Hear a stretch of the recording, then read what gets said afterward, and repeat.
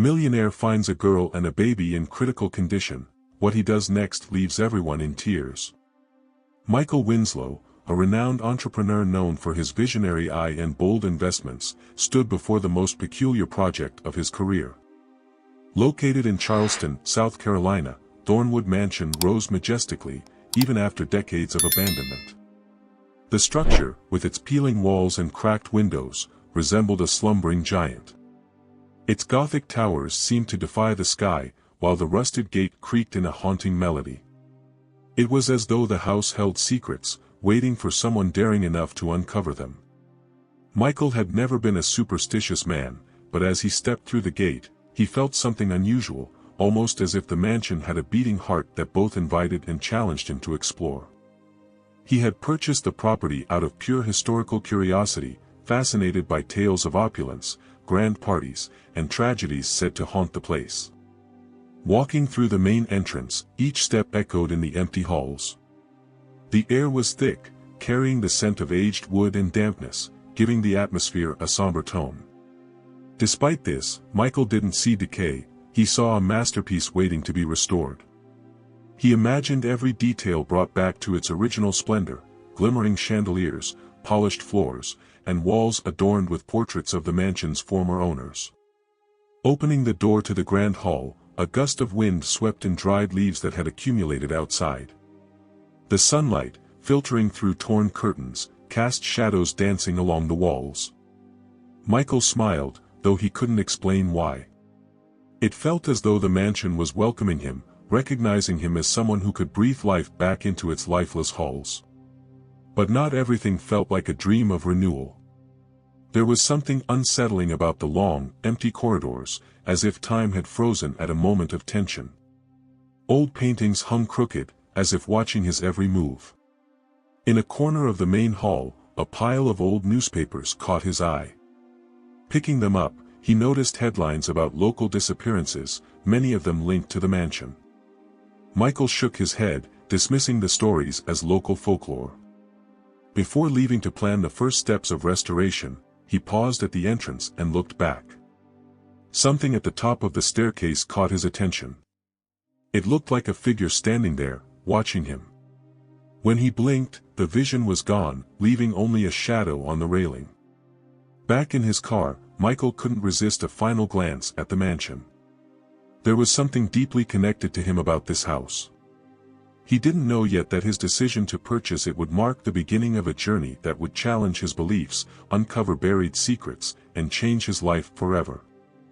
Michael returned to Thornwood Mansion the following morning, armed with a flashlight, a notebook, and a lingering sense of unease he couldn't shake. The eerie figure he thought he had seen the previous day haunted his thoughts, but he dismissed it as a trick of the light. The mansion, after all, was old, and his mind, tired from excitement, had likely played a trick on him. As he pushed open the heavy double doors again, the house greeted him with an oppressive silence. The soft creak of the hinges echoed through the vast, empty space. Dust motes floated lazily in the morning sun, filtering through the broken windows, painting streaks of light across the cracked wooden floors. Michael's footsteps were loud in the emptiness as he began his inspection of the mansion. He started in the grand hall, where the opulence of Thornwood's past was most evident. Intricately carved wooden beams framed the ceiling, though cobwebs now hung like tattered lace. A grand staircase spiraled upward, its banisters still sturdy but worn smooth by years of use. At the center of the room, a massive chandelier hung precariously, its crystals dulled with grime. Exploring further, Michael moved to the dining room, where a long table covered in a moth-eaten tablecloth dominated the space. The chairs, some tipped over, seemed to whisper stories of arguments and celebrations long forgotten. As he ran his hand over the table's surface, a faint chill crawled up his spine. He quickly moved on, chalking it up to the draft coming through the shattered windowpanes. The kitchen was an entirely different story. Unlike the rest of the mansion, it seemed almost recently used. Though covered in a thin layer of dust, the countertops were clear of debris, and a few cans of food sat neatly arranged on a shelf. Michael frowned. He hadn't noticed this yesterday. Was someone using the mansion, His unease deepened as he entered the west wing, a part of the house he hadn't explored during his first visit. Here, the air felt colder, heavier. The corridor was lined with faded portraits, their subjects staring down at him with expressions that seemed to change as he walked by. Michael tried not to look directly at them, focusing instead on the ornate patterns of the wallpaper, which peeled at the edges. At the end of the hallway, he found a narrow door partially ajar.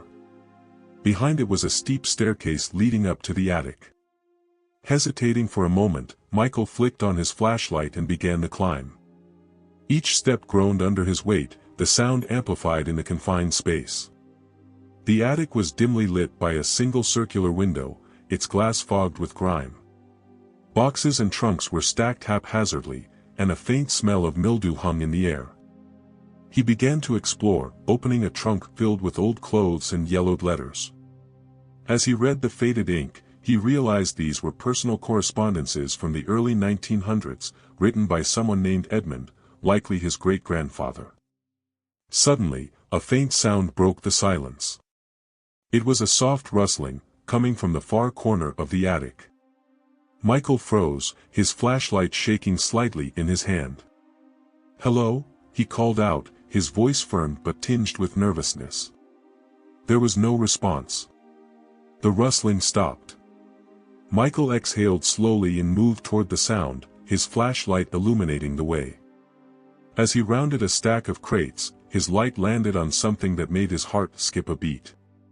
A small girl, no older than 15, was crouched on the floor, her eyes wide with fear. She looked disheveled, her clothes torn and dirty.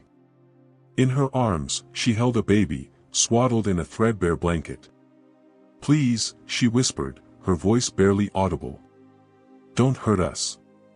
Michael lowered his flashlight, taking a step back to show he meant no harm.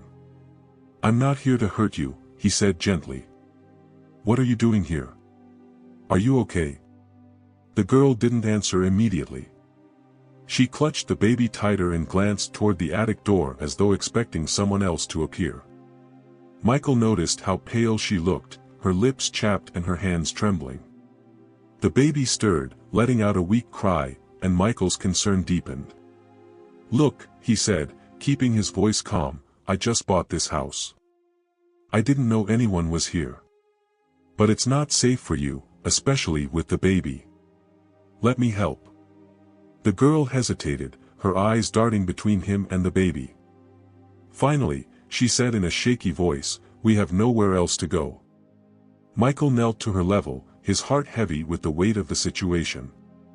"Then you'll stay here for now," he said. "But let me get you some food and water. And the baby. He needs a doctor, doesn't he?" The girl nodded reluctantly, tears welling up in her eyes. For the first time, Michael saw the depth of her desperation, and something else. A story she wasn't ready to tell. "We'll figure this out," he said softly. "You're not alone anymore." The attic seemed to grow colder as the girl, still clutching the baby, finally relaxed enough to let Michael sit nearby. Her breaths were shallow, her body tense, as if ready to bolt at any moment. Michael's instincts told him to tread carefully. "My name is Michael," he began softly, careful to keep his voice steady. "What's yours?" For a long moment, the girl didn't answer. She glanced at the baby, who had fallen back into an uneasy sleep, and finally muttered, "Emily." "And this is Ethan." Michael nodded, offering a reassuring smile. "Emily, it's nice to meet you. How long have you two been here?" Emily didn't answer right away. She bit her lip, her gaze darting toward the small window. "A while," she said vaguely. "We didn't mean to stay. We just didn't have anywhere else to go." Michael leaned back slightly, giving her space. "I understand. But it's not safe here, especially for Ethan. He looks sick, Emily. Let me help." She hugged the baby tighter, her eyes narrowing. "How do I know I can trust you?" Michael hesitated. It was a fair question. To her, he was a stranger who had suddenly invaded her hiding place. "You don't," he admitted. But I promise, I'm not going to hurt you. I can bring you food, medicine, whatever you need. Ethan can't wait, though. He needs a doctor. Emily looked down at her brother, her fingers trembling as she adjusted the blanket around him. He's been sick for days, she whispered, her voice breaking. I don't know what to do. Michael felt a surge of urgency. Then let's take him now, he said gently. There's a clinic not far from here. We'll come back after. You can stay here as long as you need. Emily hesitated again, her fear warring with her concern for Ethan. Finally, she nodded, her movement stiff with reluctance. Michael stood and extended a hand to help her up.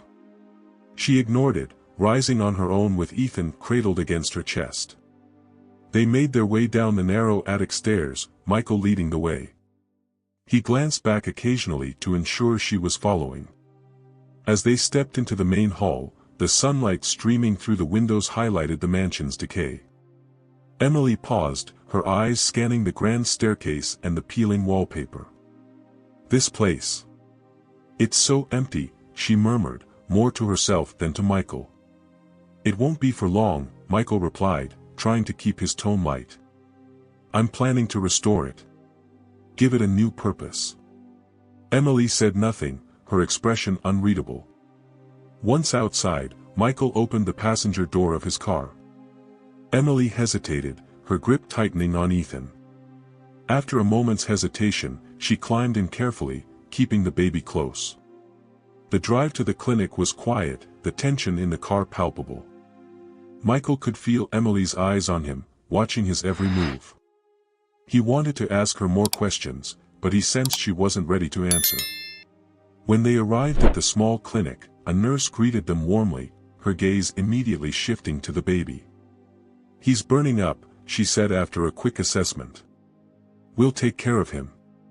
Emily started to follow, but the nurse gently stopped her. You can wait here, she said. We'll come get you as soon as we've run some tests.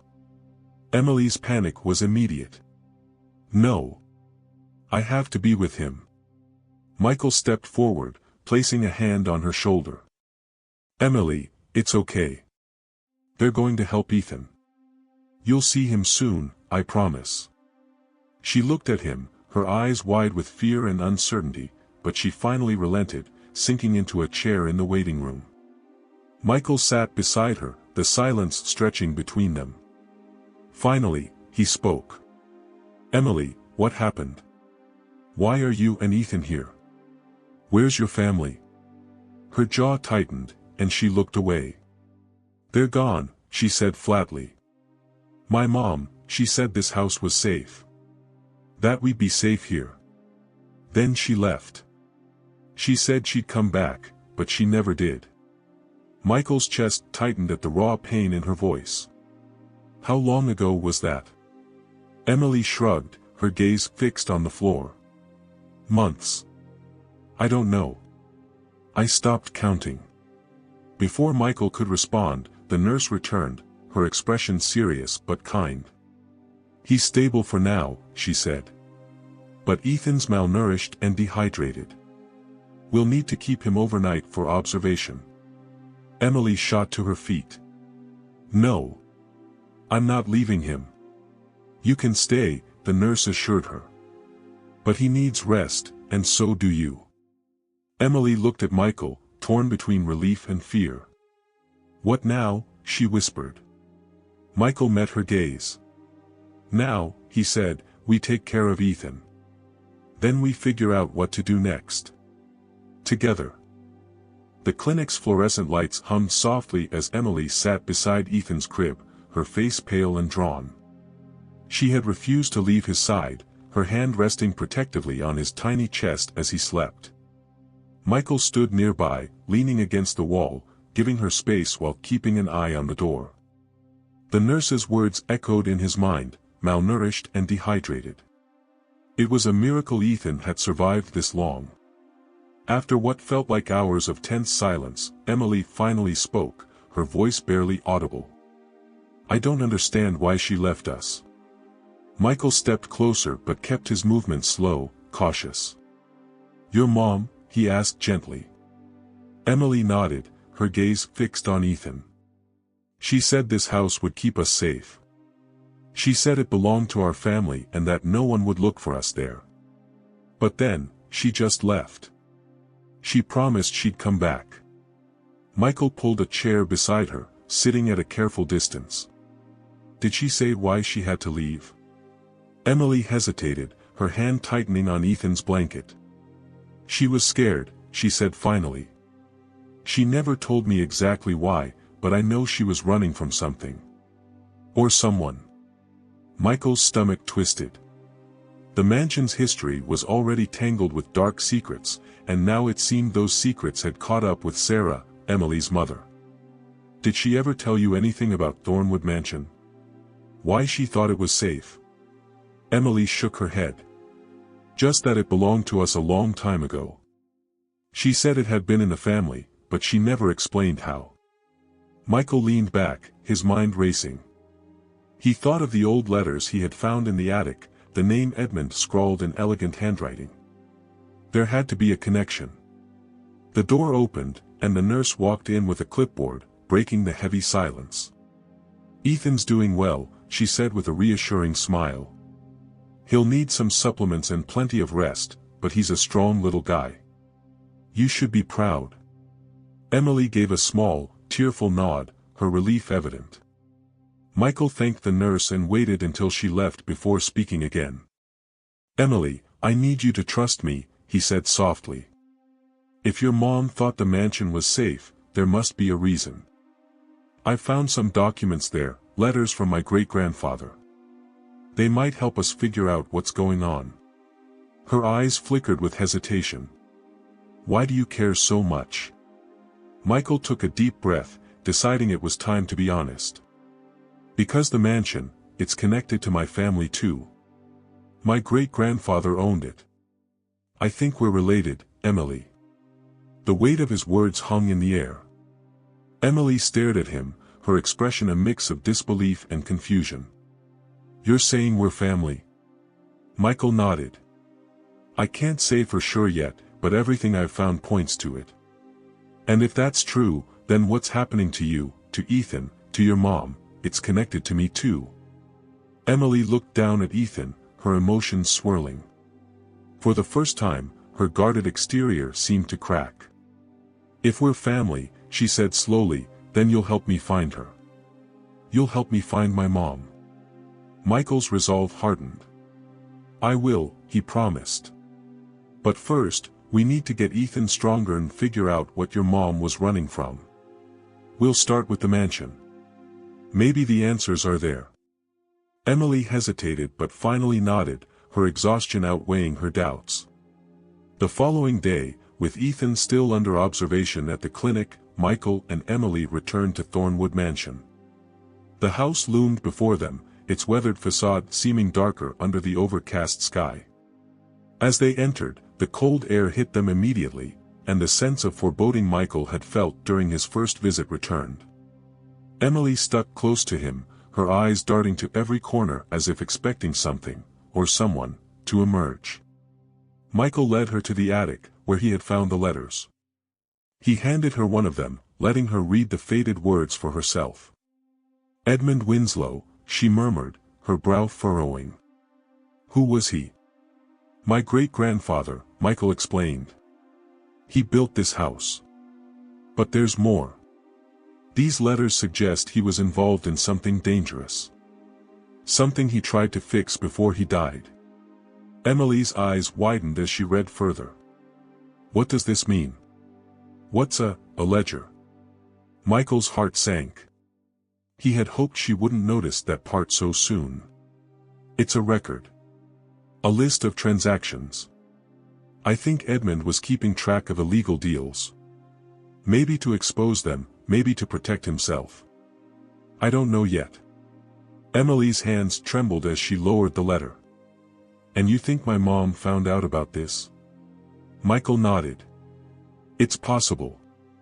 If she thought these secrets could help her, or hurt whoever's after her, then this house would be the safest place to hide. For a while, at least. Emily turned away, staring out the small attic window. So we're caught in the middle of something we don't even understand. Michael placed a hand on her shoulder, steady and firm. We'll figure it out, Emily. Whatever's hidden in this house, we'll find it. And we'll use it to bring your mom back. For the first time, she allowed herself to lean on him, just a little. Outside, the wind howled through the broken windows, as if the house itself were warning them of the challenges still to come. The attic felt heavier, the air thick with a tension neither Michael nor Emily could shake. The old letters sat between them, their faded ink hinting at a past neither fully understood. Emily's fingers traced the edges of one page as though trying to pull answers from it. "Do you think these letters are why my mom left us here?" she asked quietly. Michael hesitated. It's possible. If she believed the mansion held something valuable, or dangerous, it might explain why she thought it was a safe place to hide. Emily looked up at him, her fear giving way to determination. Then we need to find whatever she was looking for. Michael nodded. Agreed. But we need to be careful. If someone else is looking for it, they could still be watching this house. The weight of his words hung in the air as they descended the creaky stairs back into the main part of the mansion. Emily stayed close to Michael, her movements cautious, her eyes scanning every shadow. In the library, Michael began sifting through shelves lined with crumbling books and dusty ledgers. He had a hunch that whatever Edmund had been hiding, it would be somewhere in this room. Emily joined him, her small hands moving books aside to reveal hidden compartments or loose floorboards. It was Emily who first noticed the strange indentation on the back of one shelf. "Michael," she whispered, her voice taut with excitement, "there's something here." Michael crouched beside her and ran his fingers along the wood. The panel was loose, and with a firm push, it gave way, revealing a small compartment. Inside lay a leather-bound journal, its cover cracked with age.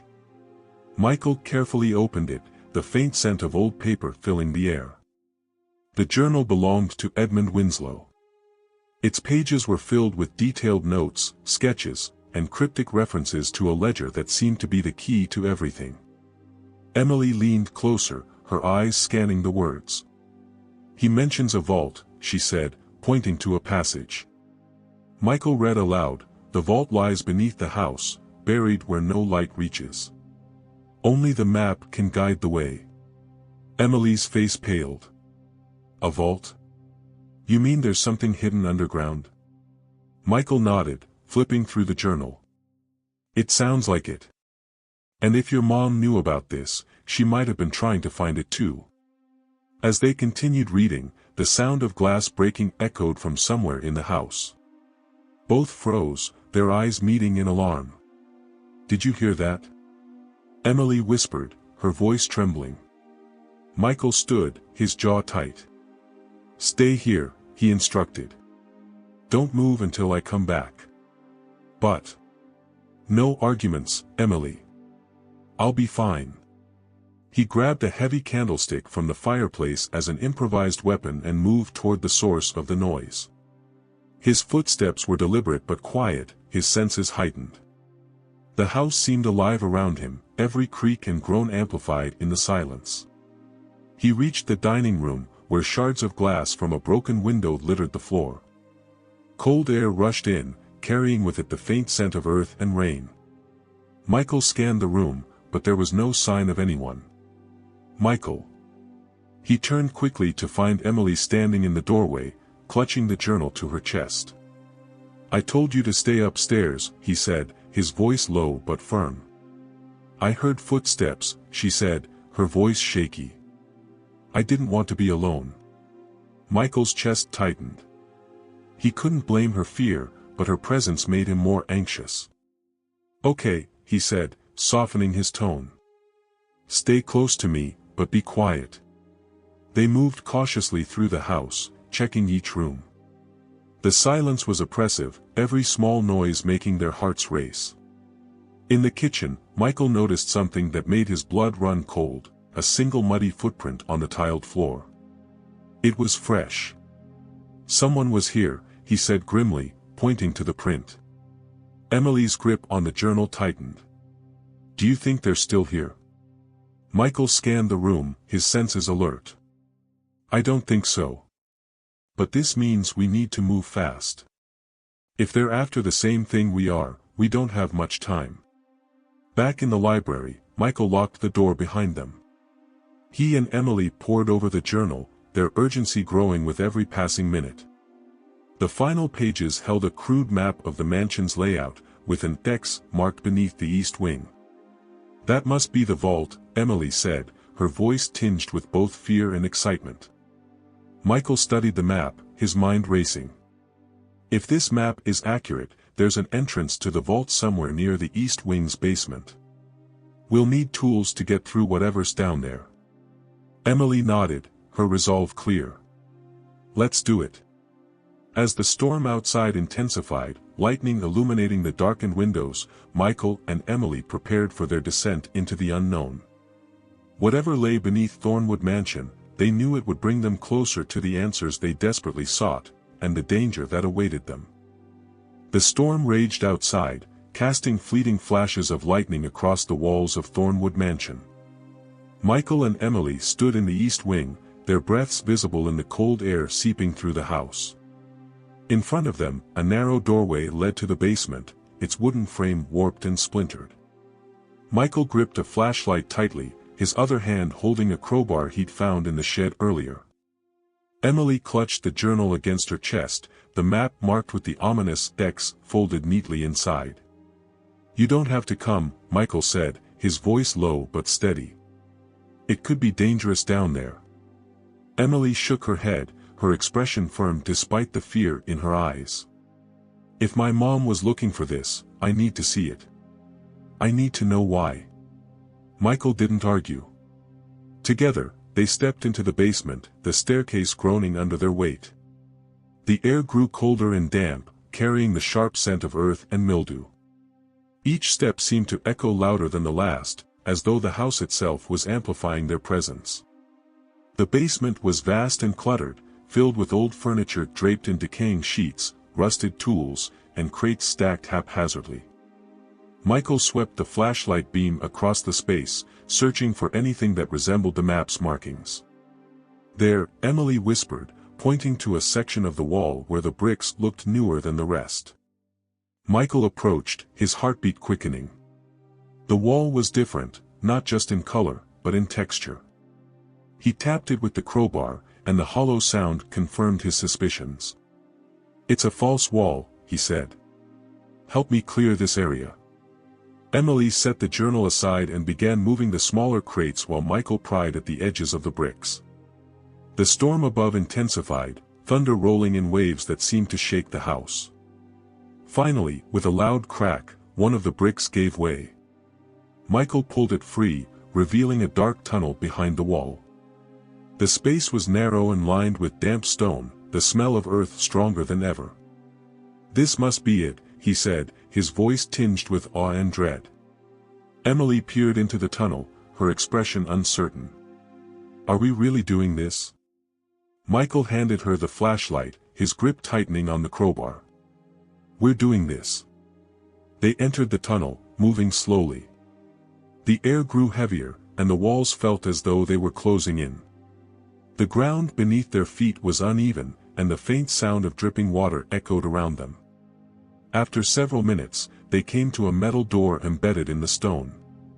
It was massive and rusted, its surface marked with intricate designs that looked like symbols or sigils. In the center was a circular lock, its keyhole oddly shaped. Michael examined the door, frowning. This must be the vault Edmund mentioned.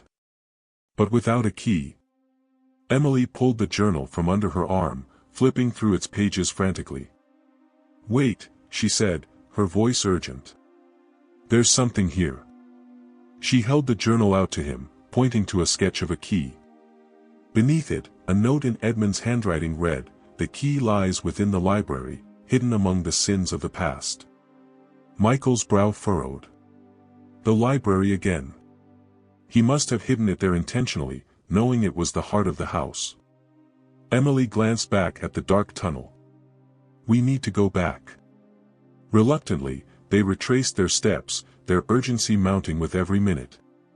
Back in the library, Michael directed the flashlight toward the shelves, scanning for anything unusual.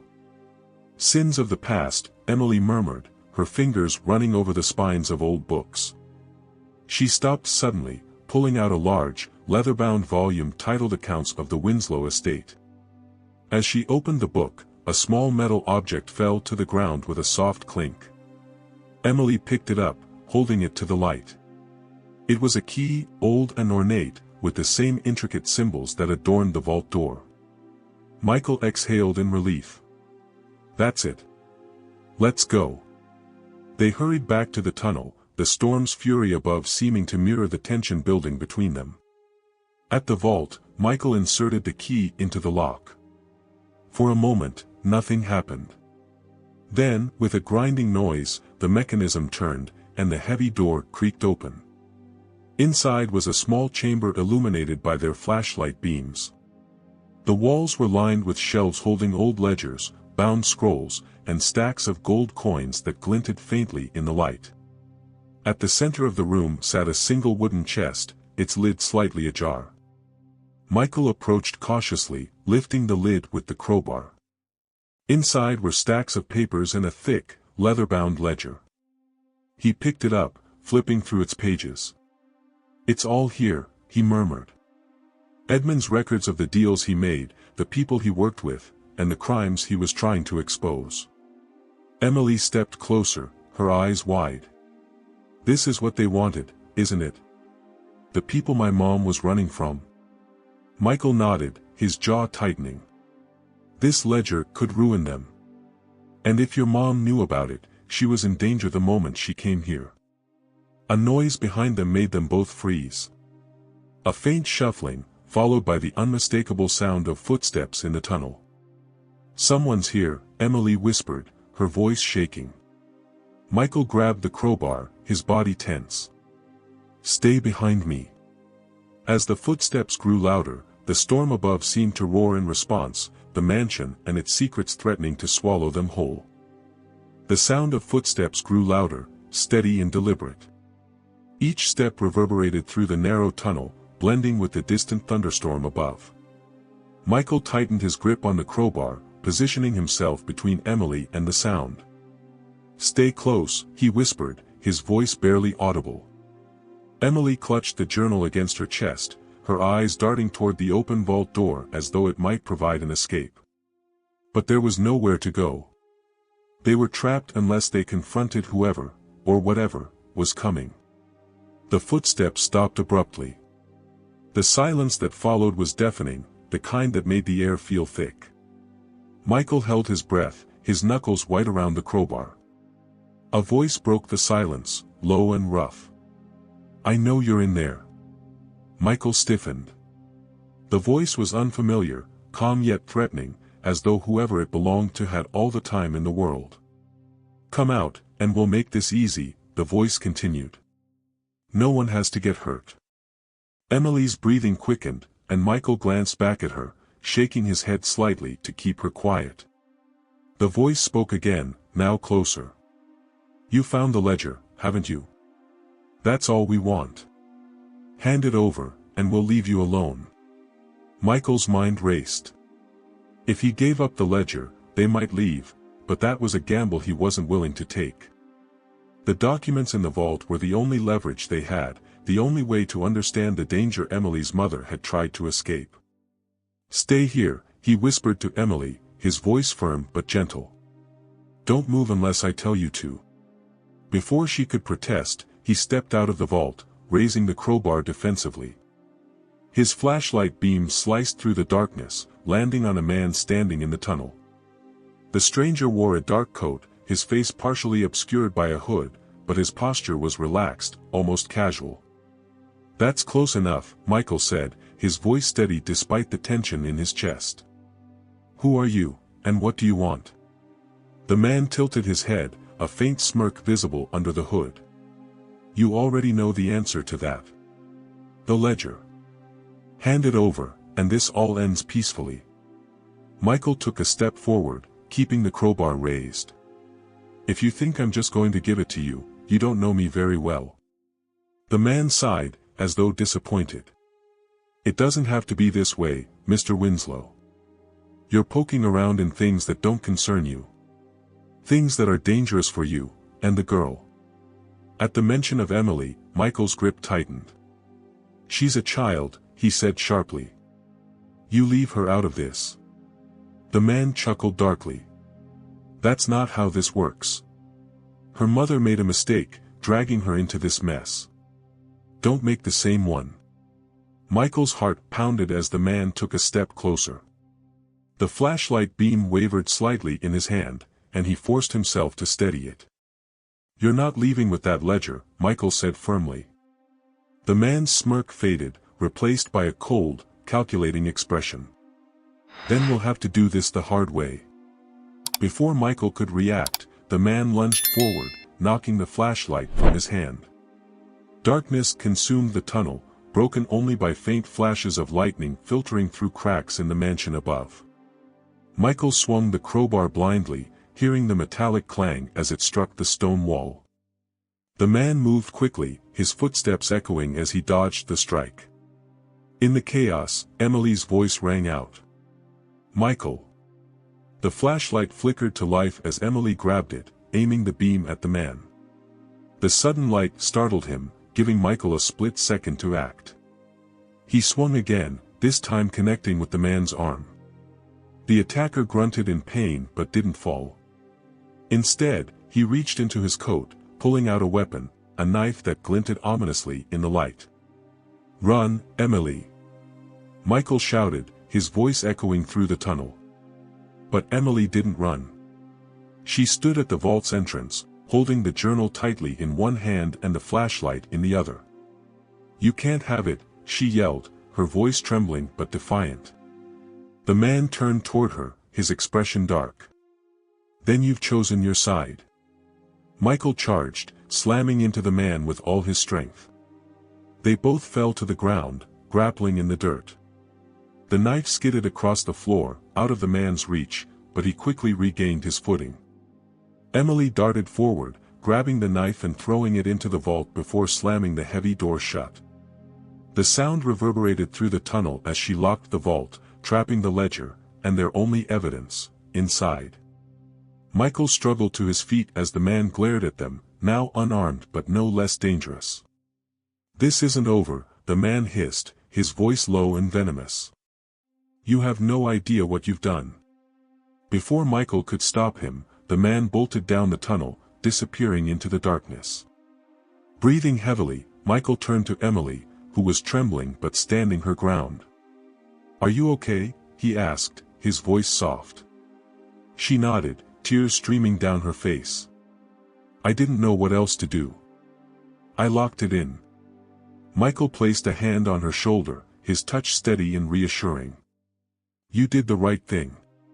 We'll get it out later. For now, we need to get out of here." They made their way back through the tunnel, every shadow feeling like a threat. As they reached the mansion's main floor, Michael locked the basement door behind them. "This isn't over," he said grimly, echoing the man's words. "But we're not running, Emily. We're going to fight back." Emily looked at him, her fear giving way to determination. "Then we need to find my mom. She's the only one who knows how to finish this." The storm continued to rage outside as Michael and Emily secured the doors and windows of the mansion. Every creak and groan of the old house set their nerves on edge, and the memory of the attacker's cold threats lingered heavily between them. Emily sat at the grand dining table, the flashlight casting a small circle of light around her. She still clutched the journal, her knuckles white. Michael paced nearby, his thoughts racing.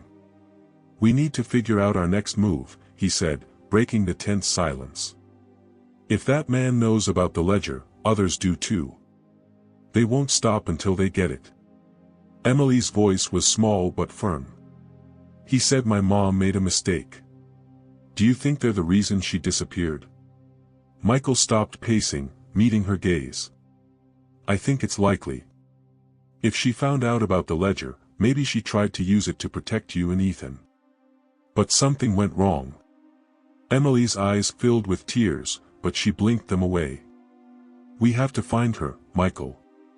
She might still be out there, and if she's in danger. We will, Michael interrupted, his tone resolute. But we can't just blindly search. We need clues, something to tell us where she went after she left you and Ethan here. Emily looked down at the journal, her brow furrowing. What if she left something for us? Some kind of message? Michael considered this, nodding slowly. It's possible. Your mom knew this place was important. If she wanted to protect you, she might have hidden something here. They spent the next hour combing through the mansion, searching every drawer, cupboard, and shelf. The storm outside provided a constant backdrop of thunder and rain, as if urging them to move faster.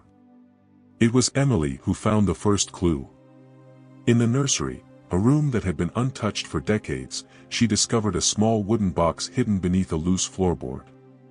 Inside was a folded piece of paper, yellowed with age. Michael, she called, her voice trembling. He hurried to her side, taking the paper carefully. The handwriting was faint but legible. To those who find this, trust no one. The answers lie where the sun sets behind the garden. Keep them safe. Emily read the note over his shoulder, her breath hitching. Do you think this was from her? Michael shook his head. No, this paper is too old. But someone else left it here, maybe Edmund or someone he trusted. Either way, it's a clue. The garden, Emily said, glancing out the cracked nursery window. The storm was beginning to subside, and the faint glow of the setting sun painted the overgrown garden in shades of orange and red. Michael stood, determination etched into his features. Let's go. They made their way outside, the storm's remnants leaving the air cool and damp. The garden was a sprawling maze of tangled vines and wildflowers, the remnants of a once manicured estate. Michael held the flashlight steady as they navigated the narrow paths, the journal tucked under Emily's arm. The sun sets behind the garden, she repeated, her eyes scanning the area. What do you think that means? Michael swept the flashlight toward the western edge of the garden, where a line of old stone statues stood in various states of decay. Behind them, partially hidden by ivy, was a small mausoleum. That, he said, pointing toward the structure. They approached cautiously, the sound of their footsteps muffled by the wet grass. The mausoleum door was slightly ajar, its hinges rusted but intact. Michael pushed it open, the smell of damp stone and earth hitting them immediately. Inside, the mausoleum was simple, a stone slab, a few vases long emptied of flowers, and an engraved plaque on the wall. Michael's flashlight illuminated the inscription. For those who seek the truth, may the past guide you. Emily touched the plaque, her fingers running over the worn words. There's something behind it, she said, her voice urgent. Michael examined it closely, noticing faint grooves around the edges. Using the crowbar, he pried the plaque loose, revealing a small compartment. Inside was another box, this one metallic and surprisingly intact despite the years. He opened it carefully, revealing a stack of photographs, a small key, and a folded piece of paper. Emily grabbed the photographs first, her hands shaking as she sifted through them. It's her, she whispered, tears streaming down her face. Michael leaned in, seeing the images of a younger Sarah holding a baby Emily. In another, she stood in front of Thornwood Mansion, looking over her shoulder as though checking for someone. The paper in the box contained an address scrawled hastily in the same handwriting as the journal. Beneath it was a single sentence, "Find the keeper, and you'll find her." Michael's brow furrowed. The keeper. What does that mean? Emily shook her head, her tears drying as her resolve strengthened. I don't know, but it's a lead. Michael nodded, pocketing the key and the paper. Then we'll follow it. But we need to be ready for whoever's still looking for us, and for her. As they left the mausoleum, the last rays of sunlight disappeared behind the horizon, plunging the garden into darkness. They returned to the house with a new purpose, unaware that in the distance, a figure stood watching, hidden in the shadows of the trees. The house was silent as Michael and Emily returned from the garden, their steps heavy with the weight of their discovery. The small metallic box sat on the dining table, its contents spread out, the photographs, the key, and the hastily scrawled address. Outside, the storm had dissipated, leaving the night eerily quiet. Emily sat beside the table, staring at the photo of her mother with a distant look in her eyes. "She looks so different," she said softly. "Like she was always looking over her shoulder. I never noticed it before." Michael leaned against the table, the key turning over in his hands. "She was afraid," he said. "But not of the house. Whoever's after the ledger, they must have been after her too." Emily tore her gaze from the photo. "Do you think this address will lead us to her?" Michael looked at the crumpled piece of paper, his jaw tightening. "It's the only lead we have. And whoever this keeper is, they might know more than we do." Their conversation was interrupted by a faint creak. Both of them froze, their ears straining against the quiet. Another sound followed, the distinct scuff of a footstep on wood. Michael's eyes narrowed as he grabbed the crowbar resting against the table. He motioned for Emily to stay put, but she stood as well, clutching the flashlight. "Stay behind me," he whispered, his voice firm. The noise came again, closer this time. It was coming from the hallway near the east wing. Michael moved cautiously, his grip tightening on the crowbar as he stepped into the shadows. Emily followed silently, the beam of her flashlight illuminating the path ahead. As they reached the end of the hallway, Michael spotted a figure standing near the broken basement door. It was a man, tall and broad-shouldered, dressed in dark clothing. He wasn't the same man who had attacked them in the tunnel, but his presence was no less menacing. "Who are you?" Michael demanded, his voice echoing in the narrow space. The man turned slowly, his face partially obscured by the shadows. When he stepped into the light, his features were sharp and weathered, his dark eyes focused intently on Michael and Emily. "I'm not here to hurt you," the man said, his voice calm but commanding. "I came to warn you." Michael didn't lower the crowbar. "Warn us about what?" The man glanced toward the basement door, then back at Michael. "You're stirring up things you don't understand. That ledger, it's dangerous. And the people looking for it won't stop until they have it." Emily stepped closer, her flashlight shaking slightly in her hands. "Do you know my mom?" she asked, her voice trembling. The man's gaze softened briefly as he looked at her. "Sarah?" "Yes, I know her. She's the one who sent me." Michael's grip on the crowbar loosened slightly, but his suspicion remained. "If she sent you, why didn't she come herself?" The man's expression hardened. "Because she can't. She's in hiding, and if they find her, they'll kill her. She sent me to make sure you were safe, and to stop you from making things worse." Emily's breath hitched. "Where is she? Is she okay?" The man hesitated, as though weighing how much to reveal. "She's alive," he said finally. "That's all I can say. The less you know, the safer you'll be." Michael stepped forward, his anger flaring. "Safe? Do you have any idea what we've been through? Emily and Ethan were left here, alone, with no explanation. And now we're being hunted because of some secret my great-grandfather buried. We deserve answers." The man held Michael's gaze, unflinching. "I'm trying to give you those answers. But you have to understand, this isn't just about you. The ledger implicates powerful people. If it gets out, it could destroy lives."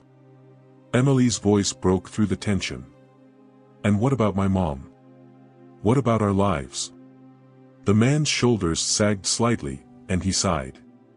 "Your mother's fighting to protect you. That's why she sent me. But if you keep digging, you're going to put all of us in danger." Michael's mind raced, torn between his growing distrust of the man and the faint hope that he was telling the truth. "What's the address?" he asked finally, holding up the paper. "Does it mean anything to you?" The man's eyes flicked to the note, and for the first time, he seemed genuinely surprised. "That's the safe house," he said. "It's where Sarah was supposed to go after leaving you here." Emily's grip on the flashlight tightened. "Then we're going. If she's there, we need to see her." The man shook his head. "It's not safe. If they've found the mansion, they'll know about the safe house too." Michael stepped closer, his voice firm. "We're not staying here, not with people coming after us. If there's a chance Sarah's there, we're taking it." The man studied him for a long moment before nodding reluctantly. "Fine. But if you're going, I'm coming with you. You'll need someone who knows what you're up against." Michael hesitated, glancing at Emily. She gave a small nod, her eyes pleading. "All right," Michael said finally. "But if you try anything, I won't hesitate to stop you." The man smirked faintly. "Noted." As they prepared to leave, the shadows of Thornwood Mansion seemed to stretch further, as though reluctant to let them go. The journey to the safe house would take them deeper into the web of danger and secrets, but Michael knew they had no choice. They were done hiding. It was time to find the truth, no matter the cost. The night was dark and heavy with the remnants of the storm as Michael, Emily, and the stranger climbed into Michael's SUV. The man, who had reluctantly introduced himself as Caleb, sat in the passenger seat, his dark eyes scanning the surroundings as though expecting trouble at any moment. Emily sat in the back, the photographs of her mother clutched tightly in her lap. Her eyes were puffy from tears, but she remained silent, her resolve growing stronger with each passing mile. Michael gripped the steering wheel, the address from the note input into the GPS. "It's about an hour away," he said, breaking the tense silence. "What happens when we get there?" Caleb glanced at him, his expression unreadable. "If the safe house is still secure, we regroup. If not, we figure it out." Michael shot him a skeptical look. "That's reassuring." Caleb didn't respond. Instead, he adjusted his jacket, the faint outline of a concealed weapon visible beneath the fabric. Michael noticed but said nothing, deciding it was better to keep Caleb close than to confront him just yet. The road stretched ahead, flanked by dense trees that swayed in the occasional gusts of wind. The GPS guided them onto a narrow, unlit path, the gravel crunching beneath the tires. Michael couldn't shake the feeling that they were being watched, though every glance in the rearview mirror revealed only darkness. Emily finally broke the silence. "What was my mom like when you knew her?" Caleb shifted in his seat, his voice softening slightly. "Strong. Determined. She cared about you and Ethan more than anything. She didn't want this life for you." Emily's gaze dropped to the photos in her hands. "Then why didn't she stay? Why didn't she fight with us?" "She was fighting," Caleb said firmly. "By leaving, she was trying to protect you. The people after her, after the ledger, they wouldn't have stopped. If she'd stayed, you'd be in even more danger." Emily didn't respond, but her grip on the photos tightened. Michael cleared his throat. "What about you, Caleb? How do you fit into all this?" Caleb hesitated before answering. "I was part of the network Sarah worked with. Let's just say we're trying to clean up messes like the one your great-grandfather left behind. When Sarah found out about the ledger, she came to us for help. But things went sideways." Michael frowned. "Sideways how?" Caleb's jaw tightened. "Someone betrayed us. Sarah was exposed, and she had to disappear. I've been tracking her movements ever since, trying to stay one step ahead of the people hunting her." The tension in the car thickened as the gravity of Caleb's words sank in. Michael felt a pang of guilt, realizing just how deeply his family's history had entangled Emily, Ethan, and Sarah in a web of danger. The GPS announced their arrival, and the SUV rolled to a stop in front of a secluded cabin, barely visible through the thick trees. The structure was small and weathered, but the lights inside were on, casting a warm glow onto the surrounding clearing. Michael killed the engine, and they sat in silence for a moment, each of them bracing for what they might find. "Stay close," Caleb said, stepping out of the car and drawing his weapon. Michael and Emily followed, the night air sharp and cold against their skin. Emily clutched the journal tightly, her steps quick to match Michael's. As they approached the cabin, Caleb signaled for them to stop. He moved ahead, peering through the window before slowly opening the door. The creak of the hinges seemed unnaturally loud in the stillness. "Clear," Caleb called back. Michael and Emily entered cautiously. The interior was simple, with sparse furniture and a small wood stove radiating heat. A table in the center of the room held an open map and a few scattered papers. Emily's eyes darted around the space. "Do you think she was here?" Caleb nodded, pointing to a backpack resting on a chair. "That's hers." Emily rushed to the bag, unzipping it to reveal clothes, a water bottle, and a small stuffed animal, a rabbit missing one ear.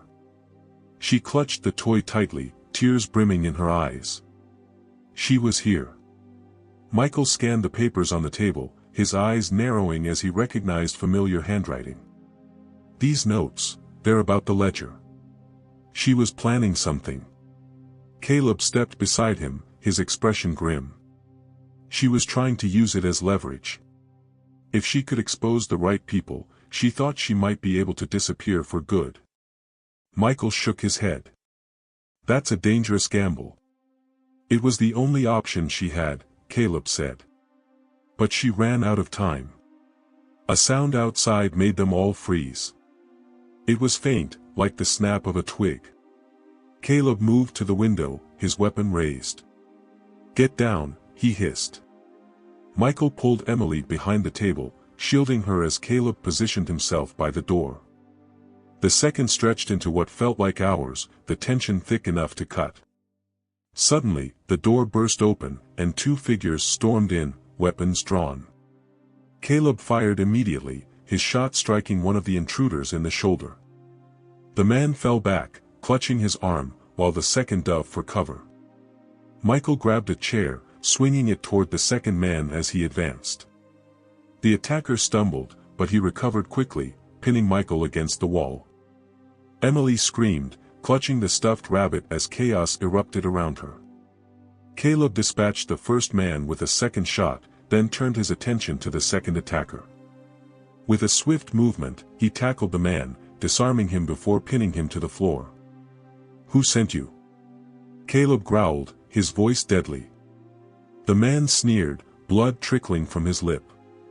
"You know who." Caleb's expression darkened, and he pressed harder. "How did you find us?" The man laughed, a harsh, grating sound. "You're not as invisible as you think." Before Caleb could press further, the man twisted sharply, breaking free and sprinting out the door. Caleb cursed, giving chase, but the intruder disappeared into the forest. Inside, Michael helped Emily to her feet, her hands shaking. "Are you okay?" he asked, his voice urgent. She nodded numbly, her eyes wide with fear. Caleb returned, his expression grim. "We have to move. They'll send more." Michael's jaw tightened as he grabbed the journal and stuffed it into his bag. "Then let's go.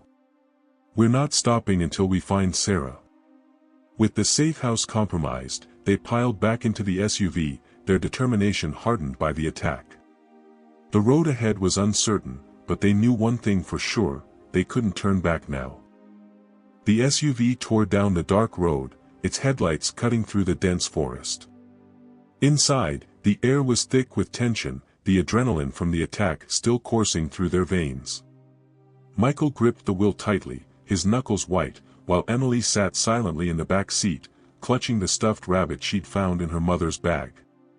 Caleb sat in the passenger seat, his weapon resting on his lap, his gaze scanning the trees as though expecting another ambush. "We can't keep running like this," Michael said, breaking the heavy silence. We need a plan. Caleb nodded, his expression grim. We'll need help. There's a safe spot not far from here, a contact of mine. He can provide us with supplies and information. Michael shot him a skeptical glance.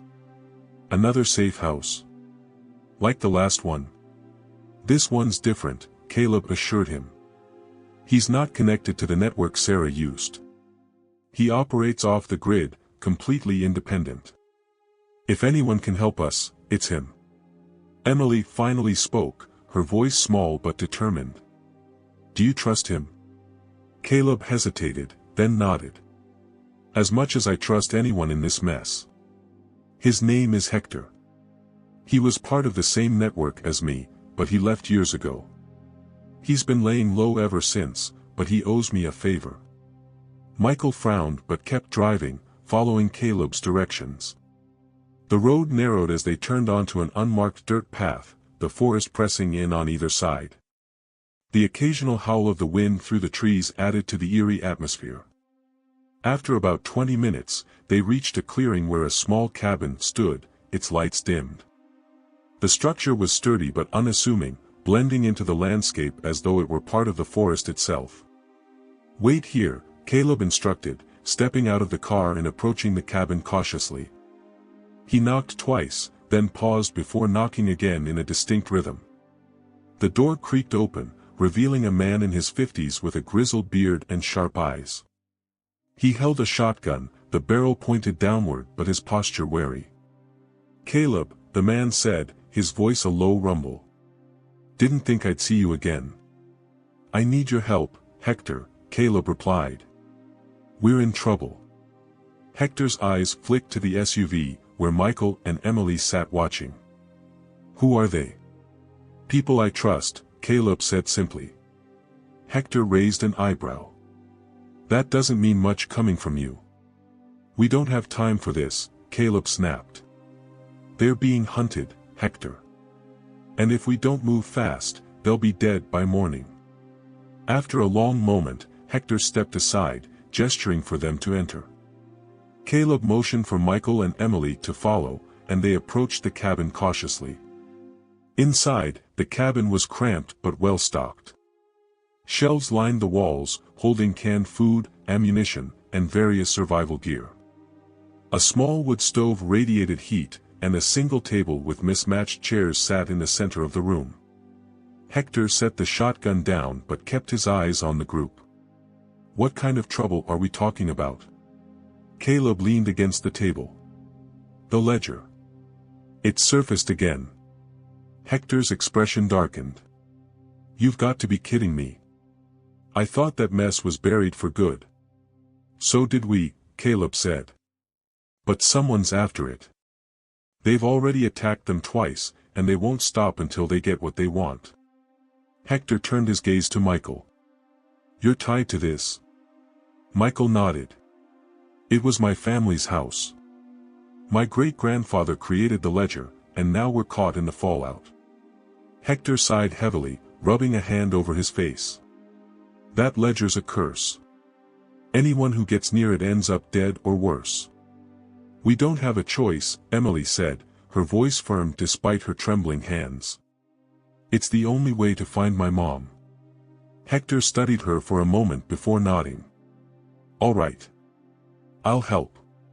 But you need to understand, if we're doing this, we're going to war. These people don't play games. Michael's jaw tightened. We're already in it. Tell us what we need to do. Hector moved to a locked cabinet, pulling out a detailed map and spreading it across the table. There's an old airstrip about an hour from here, he said. It's where they've been moving supplies and coordinating their operations. If your mother's still alive, that's where they'll be holding her, or at least where we'll find someone who knows. Caleb frowned. That's a hell of a risk, Hector. They'll be armed to the teeth. They always are, Hector replied.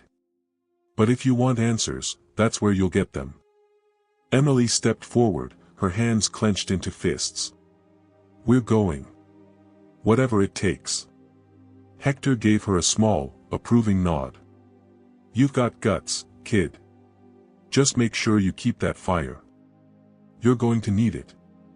As they began preparing for the mission, Hector handed out gear, extra flashlights, radios, and a small arsenal of weapons. Michael hesitated as he took a pistol, the weight of it unfamiliar in his hand. "You know how to use that?"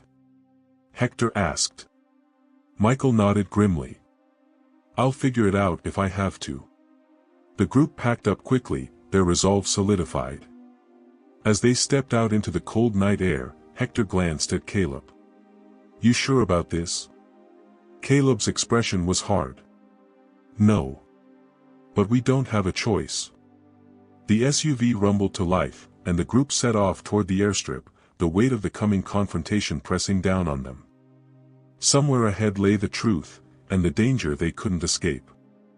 The drive to the airstrip was tense and silent, the group focused on what lay ahead. The dirt road wound through the forest, the trees closing in on either side like silent sentinels. In the back seat, Emily clutched the stuffed rabbit and stared out the window, her thoughts racing. Hector sat in the passenger seat, his eyes scanning the darkness outside. "The airstrip's an old smuggler's route," he explained. "Been abandoned for years, but it's isolated, and these people love places like that. Low visibility, easy to defend." Michael tightened his grip on the steering wheel. "And you're sure this is where we'll find answers?" Hector gave a curt nod. "If your mother's involved, this is where they'll keep her, or where someone will know where she is." Caleb sat silently, his weapon resting on his lap, his gaze locked on the horizon. His stillness was unnerving, as though he were bracing for the worst. When they arrived, Michael killed the headlights and rolled the SUV to a stop a few hundred yards from the airstrip.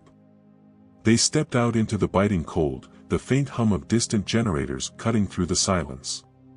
The airstrip stretched out before them, shrouded in darkness except for the occasional glow of floodlights illuminating makeshift structures.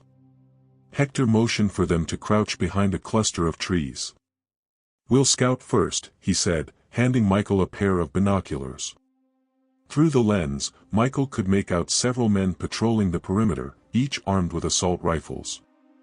A cluster of vehicles sat near a large hangar, their engines idling as figures moved between them, shouting orders.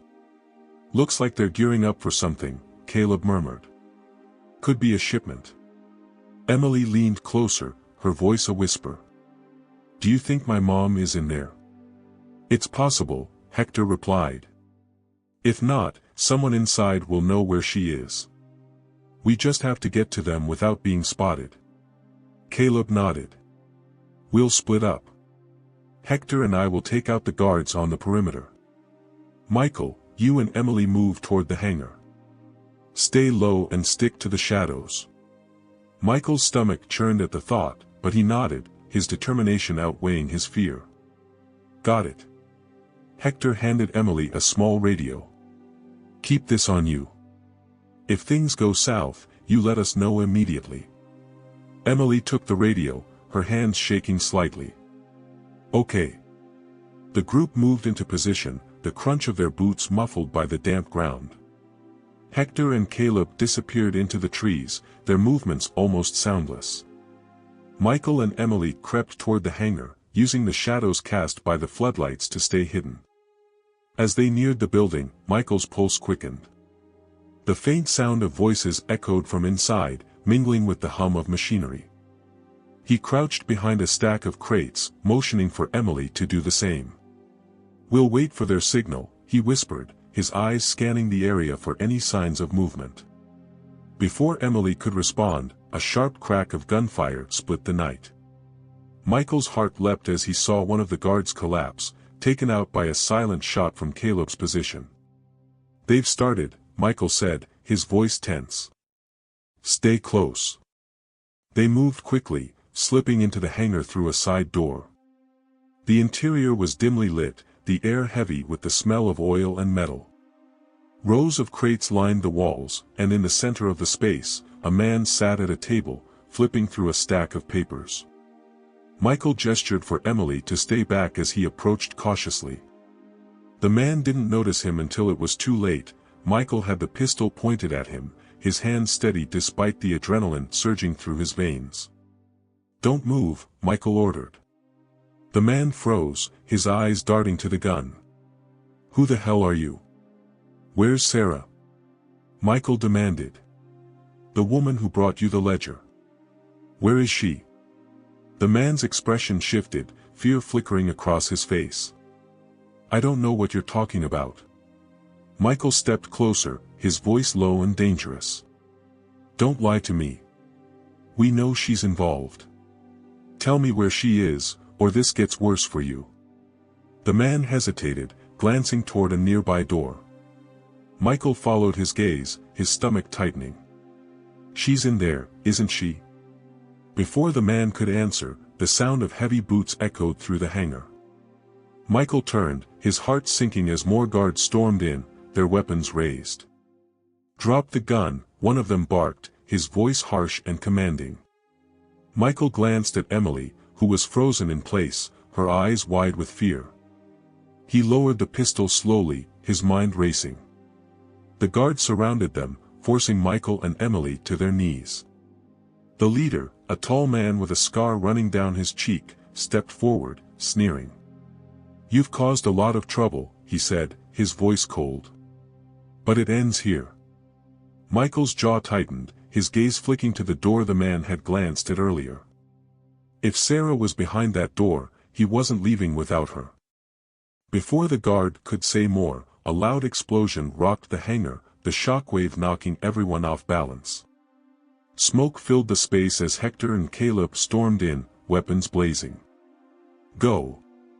Hector shouted, covering them as the guards scrambled for cover.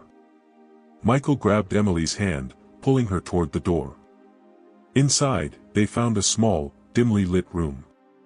On a cot in the corner, Sarah lay unconscious, her face pale and bruised. "Mom!" Emily cried, rushing to her side. Michael checked Sarah's pulse, relief flooding him as he felt it, weak but steady. "She's alive," he said. "We need to get her out of here." As the gunfire raged outside, Michael hoisted Sarah over his shoulder, and the three of them fled the hangar. Caleb and Hector provided cover, their shots precise and relentless.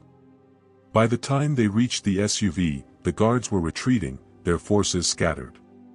Hector climbed into the driver's seat, his hands steady despite the chaos. "Where to?" he asked, glancing at Michael in the rearview mirror.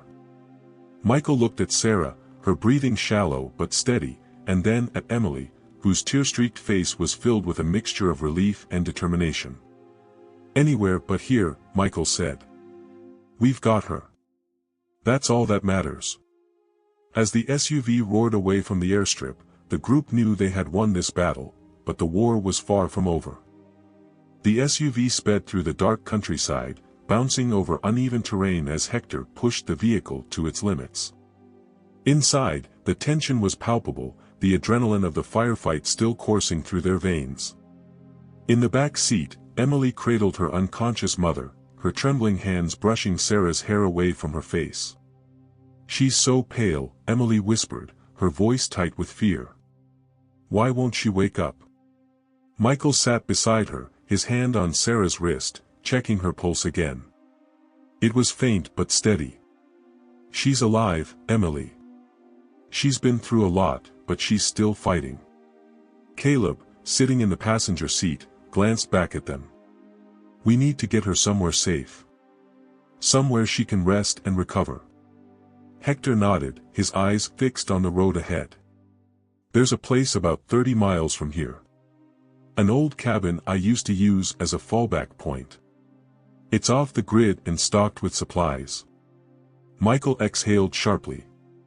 "Let's get there fast." The rest of the drive passed in tense silence, the SUV weaving through narrow, tree-lined roads. Emily kept her gaze locked on her mother, her tears falling silently as she murmured words of encouragement. "Mom," she whispered, clutching Sarah's hand. "We found you. You're going to be okay. I promise." When they finally arrived, the cabin was a shadowy outline against the dense forest. Hector parked the SUV near the edge of the clearing and stepped out, scanning the area for any signs of danger. Satisfied, he motioned for the others to follow. Michael carried Sarah inside, her body limp in his arms. The cabin was small but sturdy, with a single bedroom, a kitchen, and a wood-burning stove. Hector lit a lantern, casting a warm glow over the space. "Lay her here," Hector said, gesturing to the bed. Michael gently placed Sarah down, covering her with a blanket as Emily sat beside her, refusing to let go of her hand. Caleb rummaged through a first aid kit, pulling out antiseptics and bandages. "She's dehydrated and probably malnourished," he said. "We need to clean her wounds and get fluids into her." As they worked, Michael noticed a deep gash on Sarah's arm, hastily bandaged and showing signs of infection. His stomach churned at the thought of what she'd endured. "She's tougher than she looks," Hector said, noticing Michael's expression. "If she's made it this far, she's not giving up now." Hours passed as they tended to Sarah, the cabin growing quieter as the night deepened. Emily stayed by her mother's side, her exhaustion evident but her resolve unshaken. Finally, as dawn began to break, Sarah stirred. Her eyes fluttered open, and her gaze slowly focused on Emily. "Mom!" Emily cried, her voice breaking with relief. Sarah's lips moved, her voice barely a whisper. "Emily, you're here." "I'm here," Emily said, tears streaming down her face. "I'm here, and so is Michael. We found you." Sarah's eyes shifted to Michael, recognition flickering in her weary expression. "Michael Winslow." Michael nodded, leaning closer. "It's me. We've been looking for you. You're safe now." Sarah tried to sit up, but her body was too weak. "The ledger," she rasped. "They'll keep coming, they won't stop." Michael placed a reassuring hand on her shoulder. "We know. But we have it, Sarah. It's locked away. They didn't get it." A shadow of fear crossed her face. "You don't understand," she said, her voice hoarse. "It's not just about the ledger. There's something else, something they're hiding. The ledger is just the beginning." Caleb stepped forward, his expression darkening. "What are you talking about?" Sarah's breathing quickened as she tried to explain. "Edmund, he wasn't just keeping records. He discovered their plans. They're bigger than we thought. If that information gets out..." Her voice trailed off as her strength faded, and Michael exchanged a worried look with Caleb. "We'll figure it out," Michael said, his voice firm. "But right now, you need to rest. You're safe here." Sarah's eyes closed, her exhaustion pulling her back into unconsciousness. Emily wiped her tears, her grip on her mother's hand tightening. "She's going to be okay, right?" Michael nodded, though his own fears lingered. "She's strong, Emily. She'll pull through." Hector poured a cup of coffee, his face grim. "If what she's saying is true, the people after her aren't just covering up old crimes. They're trying to protect something much bigger." Caleb's jaw tightened. "We'll need to dig deeper. The ledger might not be enough to stop them." Michael looked at Sarah's peaceful face, his resolve hardening. "Then we'll find whatever they're hiding. For her, for Emily, for Ethan. This ends here." As the first light of dawn filtered through the cabin's windows, the group knew they had crossed a line. The battle ahead would be more dangerous than anything they had faced, but retreat was no longer an option. The truth was within reach, and so was the chance to finally bring the fight to their enemies. The cabin was quiet except for the occasional crackle of the wood-burning stove. Morning light filtered through the curtains, casting long shadows across the room. Sarah remained asleep, her breathing more even now, while Emily sat beside her, unwilling to leave her mother's side. Michael, Caleb, and Hector gathered at the small kitchen table, the metallic box containing the ledger between them. The weight of Sarah's words lingered heavily in the air. "She said the ledger is just the beginning," Michael said, his voice low. "That means there's more," something bigger that Edmund discovered. Caleb nodded, his brow furrowed. Edmund was meticulous. If he found something, he would have documented it. But the question is, where? Hector leaned back in his chair, his arms crossed. He didn't just leave a ledger lying around. He went to a lot of trouble to hide it in that vault. If there's more, he would have hidden that too. Michael rubbed his temples, frustration building. Then we need to figure out where. The mansion is the key, it has to be. Caleb tapped the table, thinking. Edmund didn't trust anyone. If he left clues, they'd be in places only someone like him would think to look. Hector stood, retrieving a map from a nearby drawer. Spreading it across the table, he pointed to Thornwood Mansion. If this is where he hid the ledger, there might be more in the surrounding property. Old buildings, underground tunnels, anything that would give him space to bury his secrets. Michael studied the map, his eyes scanning the area around the mansion. There's an old boathouse on the edge of the property, he said, remembering the structure he'd seen during his initial walkthrough. I thought it was just storage, but it could be something more. Hector nodded. It's worth a look. If Edmund was hiding something, he'd want it away from the main house to avoid suspicion. Before they could continue, a weak voice interrupted them. You'll need the key. All three men turned to see Sarah awake, her gaze fixed on them. Her voice was faint, but her words carried urgency. Emily immediately moved closer, helping her sit up. Mom, Emily said softly, tears welling up again. You're awake. Sarah smiled weakly at her daughter, brushing a strand of hair from her face. I'm here, sweetheart. I'm here. Michael approached, his tone gentle. Sarah, you said there's more, something bigger. Do you know what Edmund was hiding? Sarah nodded slowly, her gaze distant. He found a network, a group of men who built their fortunes on corruption, blackmail, and violence. The ledger only scratches the surface. He discovered documents, names, and evidence that could destroy them. He called it the Trove. Caleb leaned forward, his expression intense. Where is it, Sarah? Her eyes met his, filled with both fear and determination. It's beneath the boathouse. Edmund built a hidden chamber there. But it's locked, and the key is still at the mansion. Michael exchanged a glance with Caleb.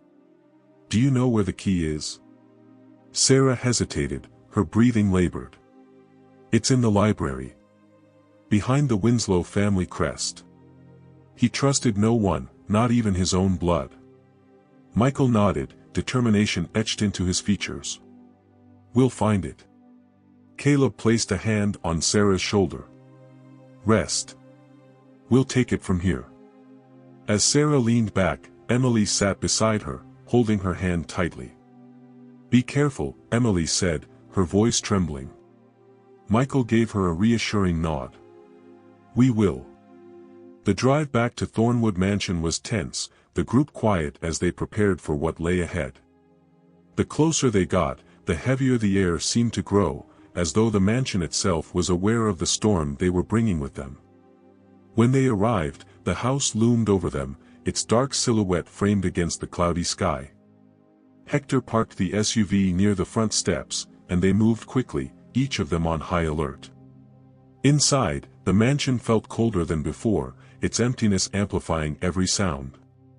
Michael led the way to the library, his flashlight cutting through the dim light. The family crest hung above the fireplace, a large, ornate carving of the Winslow coat of arms.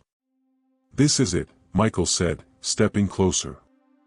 Caleb examined the crest, running his fingers along its edges. There's a mechanism here, he said, his tone focused. Give me a second. With a click, the crest shifted, revealing a small compartment behind it. Inside was a brass key, its surface engraved with intricate symbols. Michael took the key, holding it up to the light. This has to be it. Before they could celebrate, the sound of breaking glass shattered the silence. Caleb spun around, his weapon raised. "They're here," he said grimly. Hector moved to the door, peering into the hallway. Shadows moved in the distance, accompanied by the faint sound of voices. "They've surrounded us," he said. Michael's grip tightened on the key. "We have to get to the boathouse." Caleb nodded. "Then we fight our way out."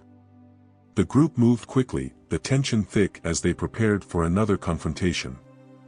As they reached the mansion's front door, they saw figures emerging from the trees, their weapons glinting in the faint light. "This way!" Hector barked, leading them through a side exit. The attackers opened fire, bullets tearing through the walls and shattering windows. Michael shielded Emily as they ran, the brass key clutched tightly in his hand. Reaching the edge of the property, they dove into the cover of the forest, their breaths coming in ragged gasps. "Keep moving," Caleb urged, firing back at their pursuers. The boathouse came into view, its weathered exterior partially hidden by overgrown foliage. Michael sprinted ahead, reaching the door and shoving it open. Inside, the air was damp and musty, the wooden floor creaking under their weight. "Where's the chamber?" Hector asked, scanning the room. Michael spotted a trapdoor partially concealed by a pile of old tarps. "Here," he shouted, pulling the tarps aside. Caleb and Hector helped him lift the heavy door, revealing a dark staircase descending into the ground. "Go," Caleb said, covering them as more gunfire erupted outside. Michael and Emily climbed down first, the key trembling in Michael's hand. At the bottom of the stairs was a metal door, its surface engraved with the same symbols as the key. "This is it," Michael said, inserting the key into the lock. With a grinding noise, the door swung open, revealing a hidden chamber filled with shelves of documents, crates, and artifacts. The air was thick with the weight of history and secrets. Emily stepped forward, her eyes wide. "This is it," she whispered. "The trove." But before they could take it all in, Caleb's voice echoed from above. "We've got company." The fight wasn't over yet. And now, they had more than just their lives to protect, they had the truth that could change everything. The chamber's air was cool and heavy, its walls lined with shelves containing stacks of old documents, photographs, and ledgers. Michael's flashlight illuminated the trove, revealing dusty crates stamped with faded insignias and sealed envelopes tied with brittle string. This was the culmination of Edmund Winslow's secrets, a cache of evidence that could topple the powerful forces hunting them. Emily stood in awe, her fingers brushing over a collection of yellowed photographs. "He kept everything," she whispered. "It's all here." Michael didn't have time to marvel. "We can't stay long," he said urgently, glancing back at the staircase. "Caleb's holding them off, but they'll be down here any second." Emily nodded, her determination hardening. "What do we take?" Michael grabbed a large satchel hanging on a nearby hook and began stuffing it with as much as he could fit. "Focus on anything with names, dates, or locations. We don't need all of it, just enough to expose them."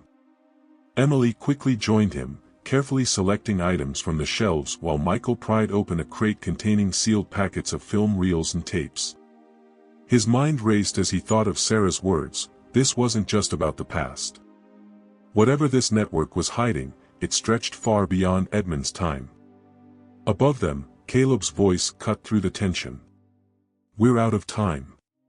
Gunfire echoed from the boathouse, followed by the sound of splintering wood. Hector appeared at the top of the stairs, blood trickling down his arm. "They're breaching the door," he shouted. Michael shoved the last of the documents into the satchel and slung it over his shoulder. "We've got what we need. Let's go." Emily grabbed one final folder before following Michael up the staircase, her hands clutching it tightly. When they reached the main level, chaos greeted them. The attackers had forced their way inside, their dark figures moving through the shadows. Caleb fired from behind an overturned table, his aim precise, while Hector reloaded with quick efficiency. "Out the back!" Caleb barked, covering them as they ran. Michael led Emily through the narrow corridor at the rear of the boathouse, the satchel bouncing against his side. The back door opened onto a narrow path leading toward the water's edge, where a rowboat was tied to a dilapidated dock. "Hector, with me!" Caleb shouted, falling back toward the group as the attackers advanced. "Get to the boat!"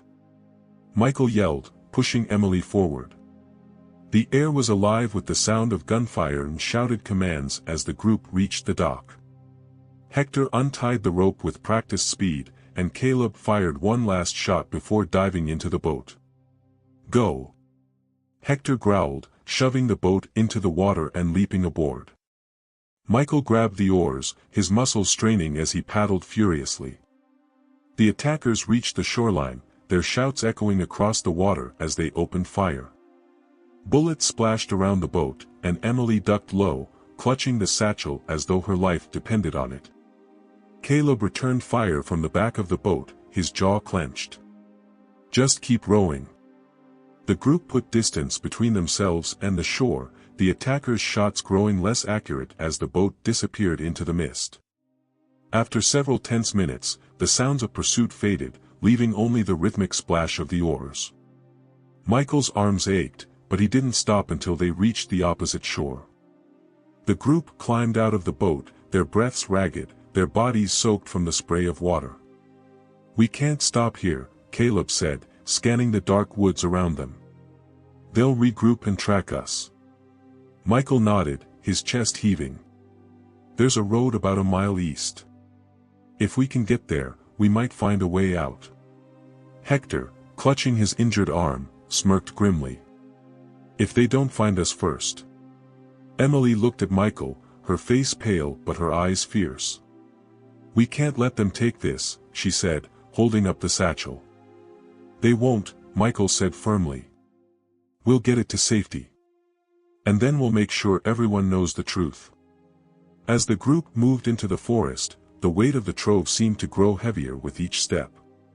They had won a small victory, but the forces against them were closing in, and the real battle was just beginning.